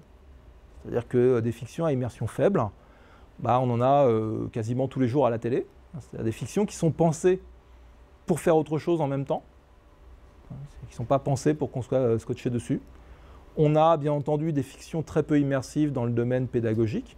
Quand on nous dit qu'il y a des trains qui se croisent sur une carte, ce n'est pas pour qu'on ait d'un seul coup une forte immersion, une tension narrative majeure pour savoir à quel moment les trains vont se croiser. C'est juste pour nous favoriser le calcul. Donc, ces dimensions-là sont possibles, mais ne me semblent pas faire partie de la définition. Ce sont des traits qui sont des corollaires, qui découlent de la levée de la contrainte de preuve. Et par ailleurs, cette approche pragmatique, elle ne tombe pas de nulle part, c'est-à-dire qu'elle est présente chez Searle, donc dans le statut logique du discours de fiction. Elle a surtout été fortement argumentée, légitimée par Jean-Marie Schaeffer. Et donc là, je me garderai bien de parler à la place de Jean-Marie Schaeffer, mais c'est vrai que dans Définir la fiction, je dirais que les 6 meilleures pages sont celles qu'il a signées, c'est-à-dire que la préface de Jean-Marie Schaeffer de mon propre bouquin est encore ce que je relis aujourd'hui avec le plus grand plaisir.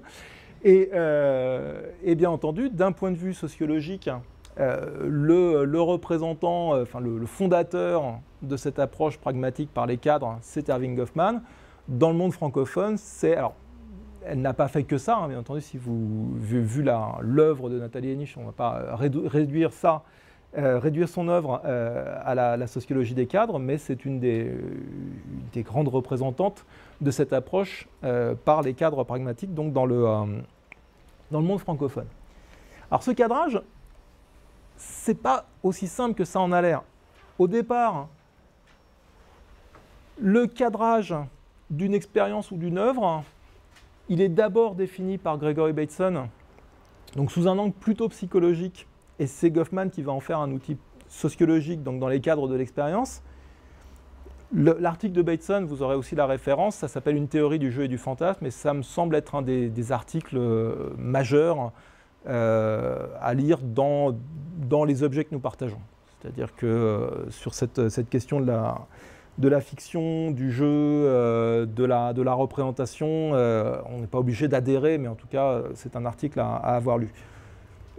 Ce que propose Bateson, c'est de définir le cadre comme le système de prémices applicable à la communication. Goffman a une lecture beaucoup plus intuitive des choses. Alors bien entendu, ça ne veut pas dire qu'il ignore la définition de Bateson, mais Goffman dit le cadre d'une situation, c'est la réponse à la question « que se passe-t-il ici ?» Et une fois qu'on a répondu à la question « que se passe-t-il ici ?», on a toute une série de conséquences qui émergent. L'une des conséquences, c'est qu'est-ce qui est normal ou pas. C'est-à-dire que voilà, dans un séminaire de recherche, il est a priori pas très normal de jeter du riz cru sur les gens, tandis que si on était dans un mariage, ce serait licite, voire souhaité. Donc on va avoir des définitions de la normalité ou de l'anormalité qui vont être modifiées en fonction du cadre. Et également en fonction du cadre, on va avoir une approche cognitive des situations qui va être impactée par ce travail de catégorisation des situations. C'est également applicable aux œuvres. Alors Goffman le fait beaucoup moins parce que c'est un interactionniste, donc il travaille plutôt sur le cadrage de situations qui sont en train de se produire, mais une fois que les choses sont fixées, on s'aperçoit que la catégorisation, notamment à travers les collections, la diffusion dans tel ou tel rayon, quand je parlais de librairie ou de bibliothèque tout à l'heure, est un travail de cadrage également. Dans le cas de la fictionnalité, il y a deux motifs qui peuvent s'opposer ou se compléter. Il y a le cadrage descendant, c'est-à-dire le cadrage très explicite, ceci est une fiction. Vous savez, le disclaimer que vous avez au début ou à la fin des films, des jeux vidéo, toute ressemblance serait purement fortuite, etc. Qui est arrivé, pas de façon purement fortuite justement, il est arrivé à la suite de procès. C'est-à-dire que si on fait apparaître ce genre de message au début des œuvres, c'est en général parce qu'on va avoir des œuvres qui pourraient donner lieu à une lecture documentaire. Je suis tout à fait convaincu par le topo ontologique de Françoise sur les licornes, les androïdes, etc. Mais les œuvres qui font problème, c'est plutôt des œuvres où il n'y a pas de licornes et d'androïdes. C'est plutôt des œuvres où il y a un couple parisien qui raconte son divorce ou ce genre de choses. C'est-à-dire quand il va y avoir, quand ça va se terminer au tribunal, c'est rarement parce qu'il y a des astronefs et des dragons. C'est plutôt parce que ce qui est décrit, souvent à travers de l'autofiction, de la fiction du moi, etc., est tellement ancré dans notre quotidien réaliste que la question n'est pas l'ontologie, elle est la question du cadrage. Est-ce que les choses affleurent trop? Est-ce qu'on est dans une version tellement proche de ce qui s'est produit dans le divorce de monsieur ou madame Untel, ou dans telle situation, par exemple la maladie qui défigure tel personnage, je pense au texte de Yasusuke Ura que tu m'as fait découvrir sur les procès de textes de fiction au Japon, où là, on a condamnation d'un auteur parce qu'il décrit les stigmates sur une personne réelle, il en fait un personnage de fiction, mais le tribunal estime que la description est tellement proche, que ça recoupe tellement la réalité du personnage, que le cadrage fictionnel est invalide. Donc, le cadrage descendant, il est souvent très simple de manière pragmatique, c'est-à-dire qu'on a marqué noir sur blanc dans le générique que c'était une fiction, et l'un des premiers films hollywoodiens qui a cette mention-là, ça s'appelle La vie d'Émile Zola. C'est quand même assez comique de prendre le nom propre d'un auteur historique et de dire toute ressemblance serait purement fortuite avec des personnages ayant existé. Là, il y a un problème d'onomastique, je dirais qui, bien entendu, très douteux d'un point de vue rhétorique, c'est-à-dire qu'on voit bien qu'on ne va pas mettre de disclaimer sur les films de chez Pixar qui vont représenter des petits poissons dans les récifs coralliens. En revanche, quand on parle d'Émile Zola, quand on parle de personnages qui peuvent avoir des points de recoupement avec notre histoire, là, on va avoir besoin de ce type d'avertissement. Le cadrage ascendant, c'est le fait de reconnaître à partir de l'œuvre, à partir de ses traits formels, à partir des éléments de fond qui nous sont présentés, et notamment de son ontologie, des indices de fictionnalité. Et bien entendu, ça, c'est beaucoup plus fuyant, incertain, puisque nos repères sur l'hétérogénéité ontologique sont très variables. Est-ce que je crois ou non aux fantômes? Est-ce que je crois, ou est-ce qu'à telle époque, on croyait aux licornes? Le discours indirect libre, est-ce qu'on est tous capables de voir à quel point à quel moment ça démarre? Est-ce qu'on a tous cette compétence littéraire, je dirais, pour le reconnaître et pour faire la jonction avec une œuvre fictionnelle? Et puis, la question qui pose des problèmes à n'en plus finir, la question de l'onomastique, c'est-à-dire l'usage des noms propres dans une diégèse fictionnelle. Et c'est un point sur lequel j'ai beaucoup creusé dans des publications récentes, notamment sur des typologies de mondes fictionnels. Suivant, pour prendre un exemple tout simple, chez Marvel, dans les BD de super-héros, ça se passe à New York. Chez DC Comics, ça se passe à Metropolis, à Gotham City. Et bien entendu, Gotham City, ça ressemble fichtrement à New York. Mais c'est Gotham City, et donc je vais avoir une série de libertés référentielles dans Gotham City que je n'aurais pas avec New York. Et en même temps, au moment du 11 septembre, eh bien, les équipes, on l'avait vu dans le colloque bande dessinée et catastrophes, art séquentiel et catastrophes, pardon, les équipes de Marvel ont beaucoup plus de facilité à faire intervenir leurs super-héros dans des récits du deuil des tours que les héros de chez DC Comics. On voit notamment une planche de Superman disant « je peux tout faire sauf ça ». Je ne peux pas passer la barrière entre l'univers de Metropolis et puis la ville suppliciée de New York. L'avantage de cette théorie des cadres, je vous disais, c'est important d'avoir une théorie qui tienne compte des incertitudes, des conflits, etc.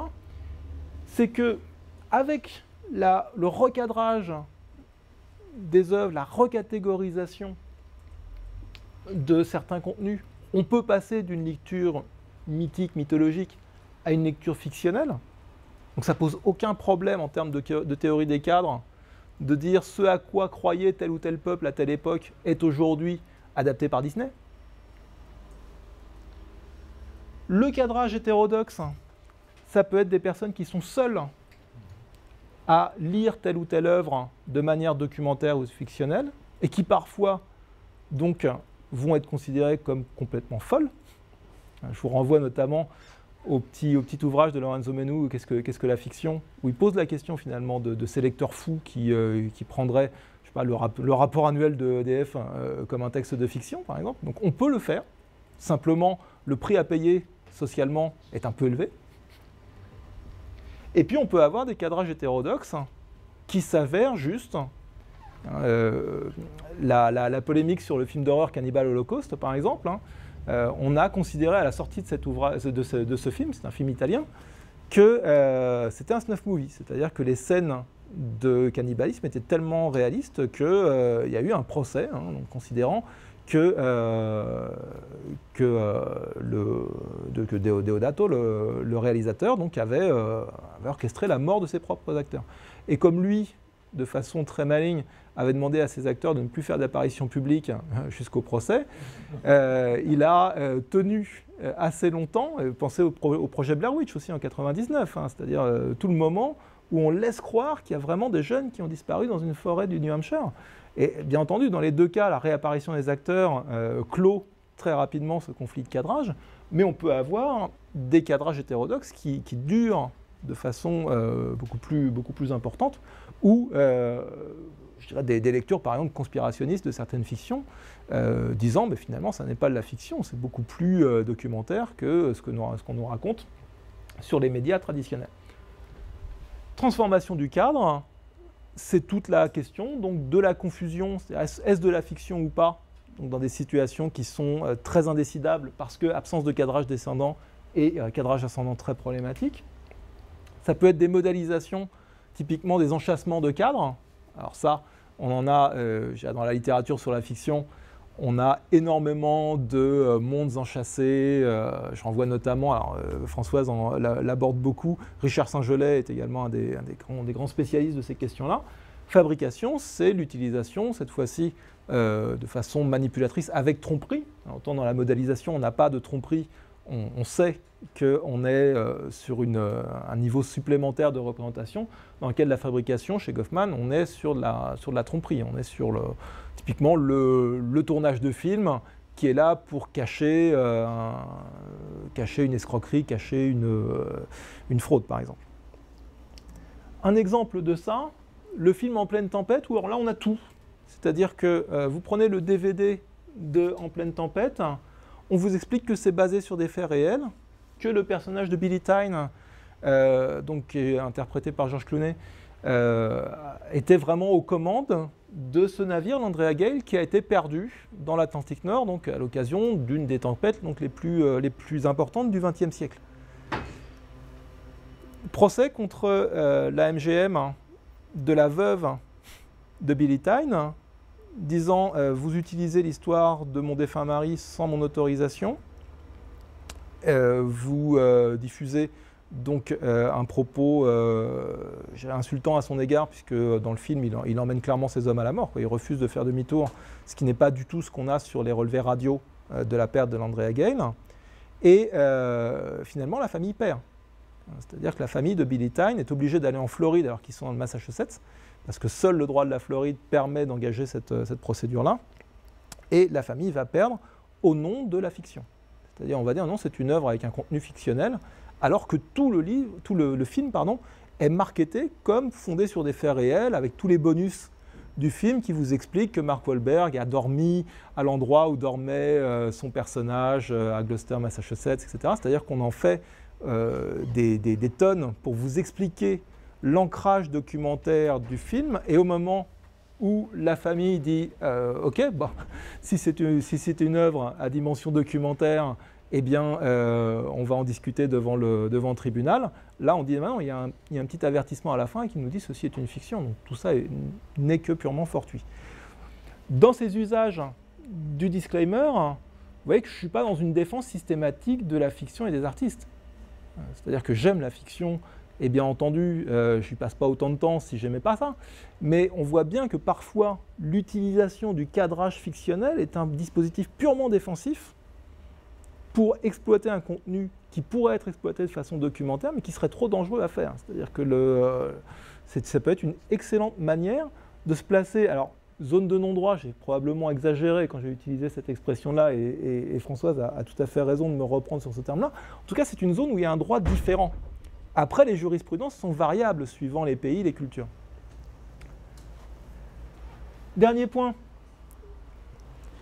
L'avantage de la théorie des cadres, c'est que ça permet de travailler de manière pragmatique, sans avoir une pragmatique du cadrage consensuel gnangnan habermasien, pour reprendre un peu il y a une grande vogue de la lecture d'Habermas sous la théorie de la guerre communicationnelle, enfin tous ces textes d'Habermas. Alors il n'y a pas eu que ça chez Habermas, mais ça a eu un grand succès il y a quelques années, où on nous expliquait que finalement le bon agir communicationnel, c'était de s'accorder pragmatiquement, d'avoir des interactions fluides, et que l'anicroche, le refus du cadre proposé par les autres était une faute sociale. Enfin, c'était un mauvais communicant que de refuser ça. Il me semble que l'approche pragmatique qu'on peut défendre sur la fiction est une approche beaucoup plus rugueuse, c'est-à-dire qui tienne compte du fait qu'il y a souvent des désaccords. C'est pour ça que qui trace la frontière et comment, finalement, la métaphore du contrat, on peut la critiquer, c'est tout à fait juste. Thomas Pavel en a redit un mot lors de son intervention. C'est la situation la plus fréquente et la plus souhaitée en général par les auteurs de fiction ou les émetteurs de fiction au sens studio, maison d'édition, etc. C'est-à-dire un consensus tacite. Alors effectivement, ce n'est pas un contrat, on ne signe nulle part, on ne paraphe rien, on ne lit pas les clauses, mais il y a malgré tout, comme beaucoup d'opérations de cadrage, un contrat. C'est-à-dire quand vous êtes assis à 15 heures dans cette salle, on ne vous a pas rappelé, oui, alors vous savez, c'est un séminaire, donc attention, ça va finir à telle heure, etc. Il y a énormément d'éléments tacites dans la pragmatique de nos situations quotidiennes. Donc, il y a le plus souvent consensus sur le cadrage des œuvres qui est lié au cadrage initial, donc par l'auteur et ou donc l'éditeur, le studio, enfin, l'émetteur au sens large de la fiction. Donc en général, le qui, c'est tout simplement la source. Quand on est sur un modèle fléché de communication avec une œuvre qui est accompagnée en général d'un paratexte qui nous indique qu'elle est dans une collection de fiction, etc. Mais, encore une fois, ce n'est pas parce que c'est le cas le plus fréquent que c'est un cas nécessaire. Ça va devenir intéressant quand il y a justement des anicroches. Enfin, on peut avoir des cas contractuels intéressants, mais en fait, l'initiateur de l'œuvre, celui qui la met en circulation, ou celui qui crée une poche d'improvisation, si je suis sur le cas des performances, va commencer par adresser une instruction de cadrage, donc qui peut être ascendante ou descendante, comme je l'expliquais.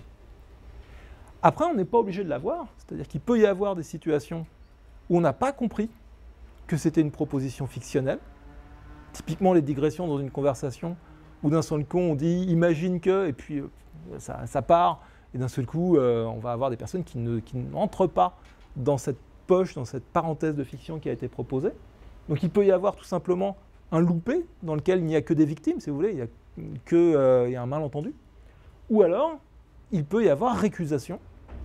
C'est notamment tout le chapitre que j'ai consacré à Pays perdu, hein, l'ouvrage de Pierre Jourde, donc dans Définir la fiction, où là, on a des personnes donc, qui se disent dépeintes et diffamées dans le texte de Pierre Jourde et qui refusent d'y voir une fiction. Donc là, on peut avoir un cadrage très conflictuel et l'absence de contrat parce que certains protagonistes, alors que Jourde ne voyait même pas comme des destinataires de son livre, au moment du procès, Pierre Jourde va dire « Je n'imaginais même pas que mon livre arriverait au village dont je parle ». Il a une vision un petit peu d'ethnologue, du genre « J'ai parlé des gens qui sont au fond de la jungle de la banquise et jamais ils liront de l'ethnologie ». Sauf que là, il parle d'un village du Cantal et que les gens ont commandé le bouquin et sont tombés dessus. Donc, on a cette fois-ci la possibilité d'un échec de ce fameux contrat de fiction. Et puis, on ne va pas rester dans un interactionnisme, je dirais, à courte vue, où tout se réglerait dans les situations de manière parfaitement fluide. Bien entendu, il y a une situation plus globale, il y a des institutions. Et la fiction fait aujourd'hui partie de nos institutions sociales stables.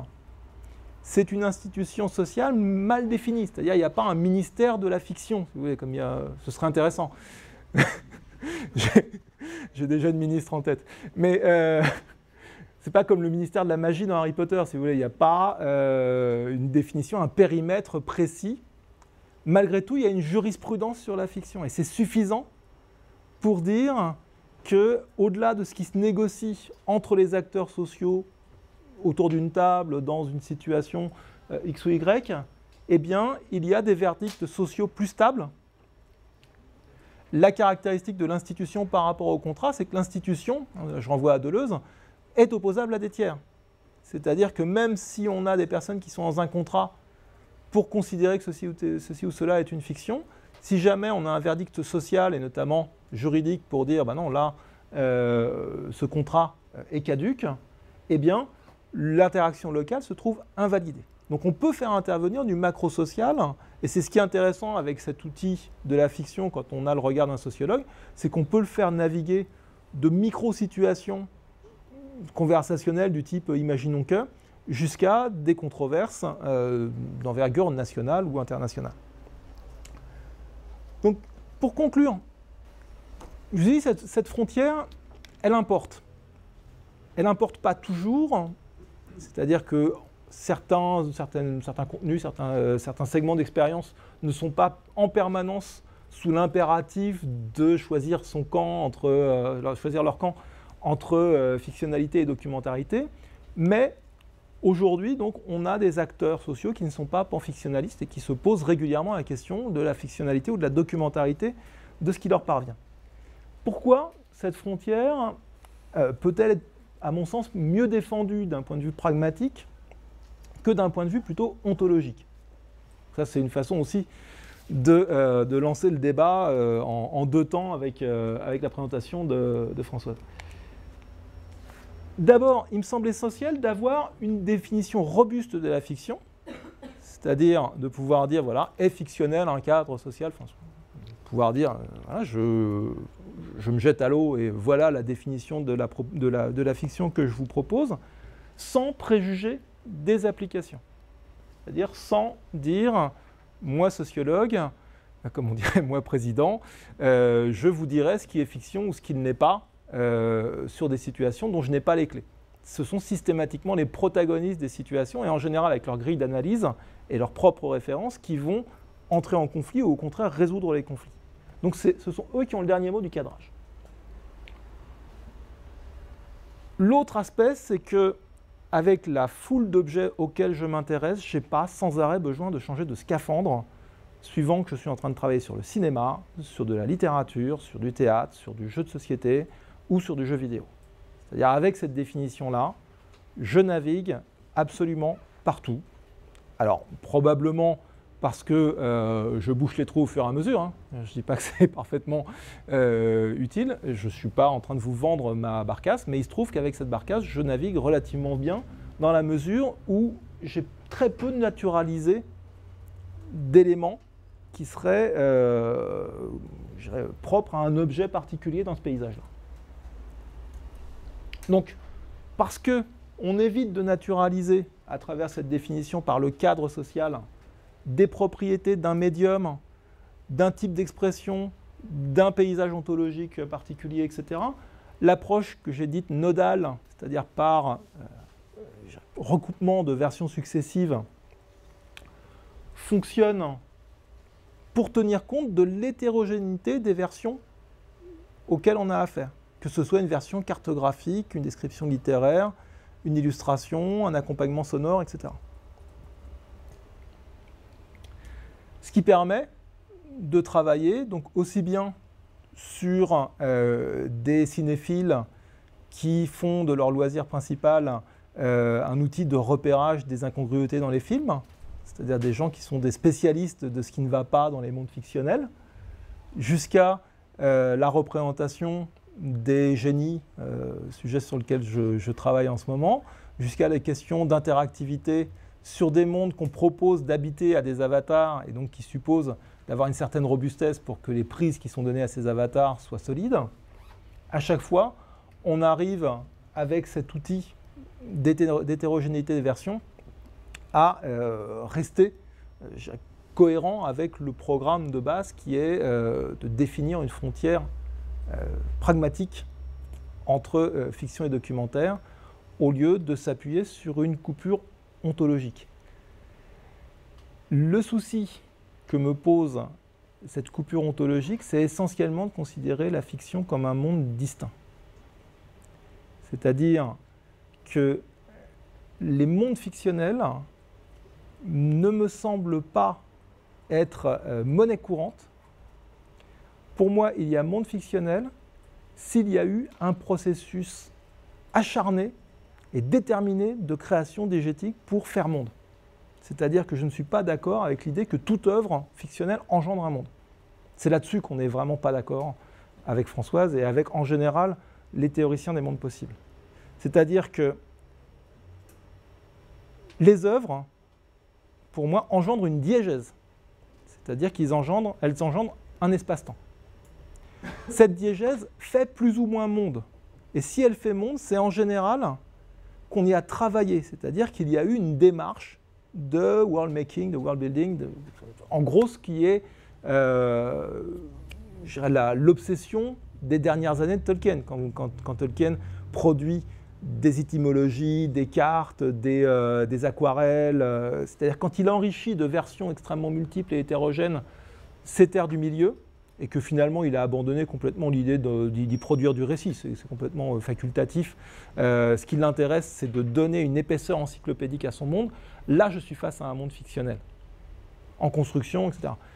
Mais dire ce travail-là, déterminé, obsessionnel de création de monde, qui est aujourd'hui monnaie courante parce que beaucoup de studios ont compris qu'il y avait intérêt à construire des mondes persistants, n'est pas nécessairement la règle, et je refuse de dire n'importe quelle nouvelle, n'importe quel court-métrage, n'importe quelle fabulette produit un monde. C'est pas que j'ai du rejet pour cette notion de monde fictionnel, c'est que cette notion de monde fictionnel, je refuse de la trivialiser en considérant que c'est un sous-produit naturel de la création fictionnelle. Pour moi, ça me semble être une compétence fictionnelle particulière, un travail spécifique, voire même un métier, c'est-à-dire qu'aujourd'hui, on a des spécialistes de la création de monde, des gens qui se définissent comme ingénieurs de monde et qui ne font que du world making au service de scénaristes, au service d'illustrateurs, etc. Donc c'est pour ça que j'ai cette réticence vis-à-vis de cette approche par l'idée d'un monde différent. Donc voilà, éviter la trivialisation des mondes fictionnels à travers notamment la théorie des mondes possibles qui a toutes sortes d'attraits, mais qui pour moi a le gros défaut de pondre des mondes à chaque étape, alors que pour moi, pondre un monde fictionnel, c'est le job d'une vie complète ou d'un studio complet. Enfin, quand on voit aujourd'hui sur des projets d'une certaine envergure, le nombre de professionnels, le nombre d'heures qui sont consacrées à la définition d'un monde qui soit suffisamment dense pour produire des prises à l'action, à la scénarisation, parfois à l'échange économique. Hein, si je prends des mondes partagés virtuels, eh bien, ce qui me gêne là-dedans, ce n'est pas la notion de monde, c'est le fait qu'on en a trop et qu'ils sont produits de façon, je pense, indiscriminée par rapport à ce que ça nécessite en réalité. Voilà les principales références. J'ai fini sur la référence de l'article de 2015 et je ne l'ai pas ajouté. Il s'agit donc de l'article que je vous citais donc sur la collection Ouroboros chez Mnemos. Je pourrais vous donner la référence si vous le souhaitez, donc sur la production de monde. Là, vous avez quelques appuis bibliographiques. Je vous remercie. Désolé d'avoir été extrêmement bavard. Pour cette intervention extrêmement stimulante, riche et profonde. Donc je pense qu'il y a beaucoup de questions, beaucoup de commentaires. Voilà, Philippe. Bon, merci infiniment. Moi j'ai deux grandes catégories de questions. La première, ça serait sur la question du bain culturel de la fiction. C'est-à-dire que tu as donné un exemple japonais de jeu.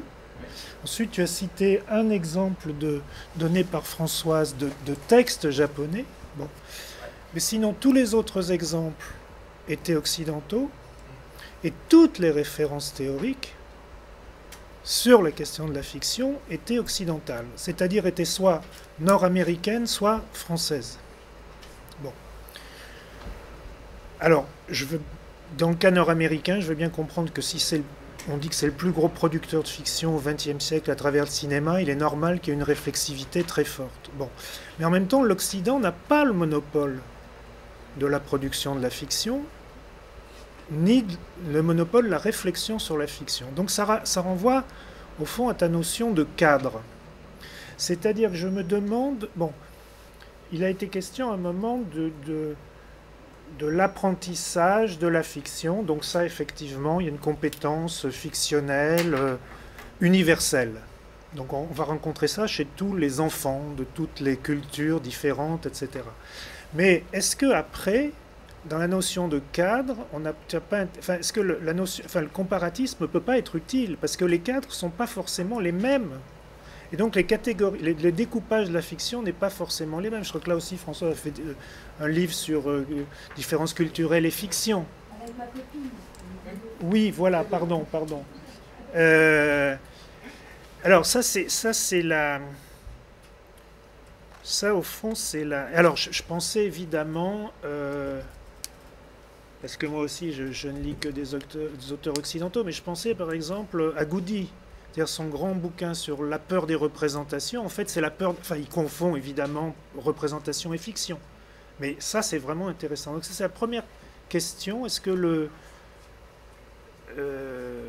puisque, bon, c'est une théorie sociologique, mais en même temps, bon, la question culturelle se pose.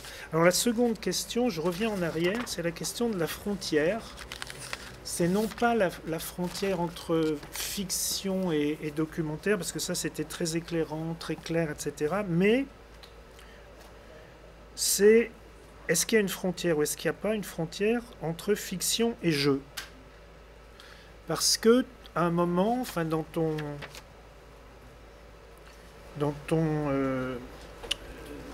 ta représentation, là lorsqu'il est question roman, conte, fable, bon, au pôle mimétique. Ensuite, on passe jeu de simulation. En plus, au pôle axiomatique, on n'a que des jeux.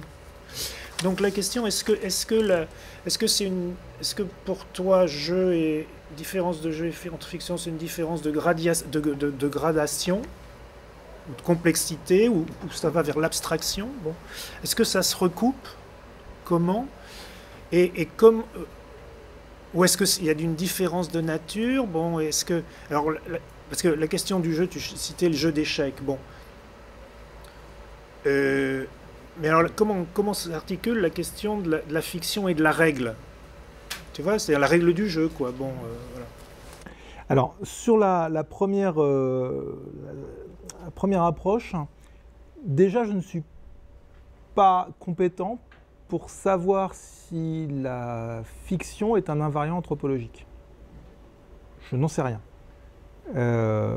C'est-à-dire que je n'ai pas été effectivement suffisamment au contact de populations, et en général elles ont été, elles sont au-delà du premier contact, donc maintenant ce sera un peu difficile de tester cette hypothèse-là, pour savoir si on a des civilisations qui vivent sans régime de fictionnalité, c'est-à-dire, à mon avis, qui ne se posent pas la question de la documentarité pour faire le tri, je dirais, de ce qui leur parvient.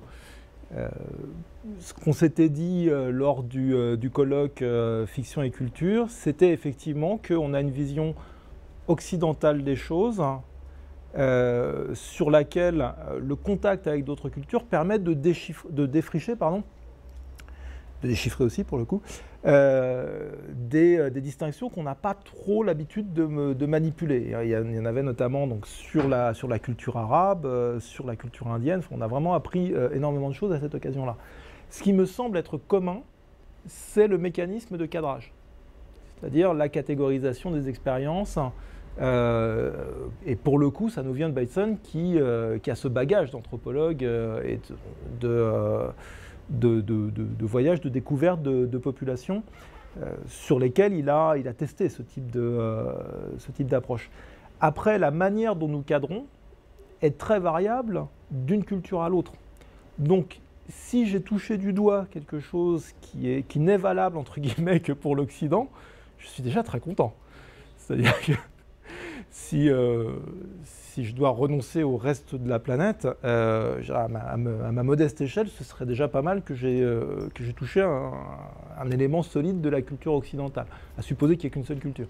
En tout cas, de la manière dont, à partir du 19e siècle et surtout du 20e, on pose la question de la fictionnalité avec des oppositions de plus en plus durcies avec la communication documentaire. Ensuite, ça se fait par le dialogue, et c'est pour ça que j'ai beaucoup de mal à progresser sur tous les fronts à la fois, et que la question du Japon a été un des points sur lesquels j'ai progressé, mais de façon millimétrique. Je ne prétends pas du tout avoir une expertise sur le sujet. La question du jeu, c'est très difficile à définir le jeu, et beaucoup s'y sont un petit peu brûlés les ailes, notamment Caillois, qui est cité tout le temps, mais qui est vraiment très peu convaincant sur ce sujet-là. Le jeu, c'est à la fois un dispositif et une disposition. C'est-à-dire, c'est un dispositif, c'est ce qui est dans la boîte de jeu. C'est la règle, c'est le matériel de jeu, les conditions de victoire, etc. Et en même temps, une disposition, c'est-à-dire c'est être au jeu. C'est la disposition alors que Bateson a magnifiquement décrite ici, dans une théorie des jeux et du fantasme, c'est-à-dire la possibilité qu'on a d'être dans une aptitude paradoxale à s'affronter sans s'affronter. C'est ce qu'il décrit notamment chez les animaux, c'est-à-dire le mordillage ludique des loutres entre elles ou des singes entre eux, qui font qu'elles font semblant de se mordre sans se mordre. Et si je t'affronte aux échecs, ce sera un affrontement à mort qui sera en même temps extrêmement cordial, puisqu'à la fin on se serrera la main. Mais sur l'échiquier, ça aura été d'une brutalité inouïe. Donc il y a cette dimension-là qui fait que le jeu, en tant que dispositif matériel, se prête très bien à un cadrage fictionnel, pour des raisons de ce que Huizinga appelait le cercle magique, c'est-à-dire ce qui fait que le jeu est une activité distincte du quotidien, à son propre espace-temps, etc. Donc donne lieu à des segments d'expérience qu'on peut séparer et par ailleurs est défini aussi par l'absence d'enjeux extérieurs. Mais dès que je vais être dans du jeu d'argent, dès que je vais être dans du jeu de compétition, dès que je vais instrumentaliser un jeu pour faire une sélection de type concours, je pense que la disposition ludique paradoxale disparaît et que le regard fictionnel disparaît aussi. C'est-à-dire le cadrage fictionnel, si on me demande de faire un sudoku, pas pour m'amuser, mais pour entrer dans une école, va se réduire simplement à un type d'épreuve, à une mise en l'épreuve qui va déboucher, pour le coup, sur quelque chose de très documentaire, c'est-à-dire une lettre d'admission ou de refus.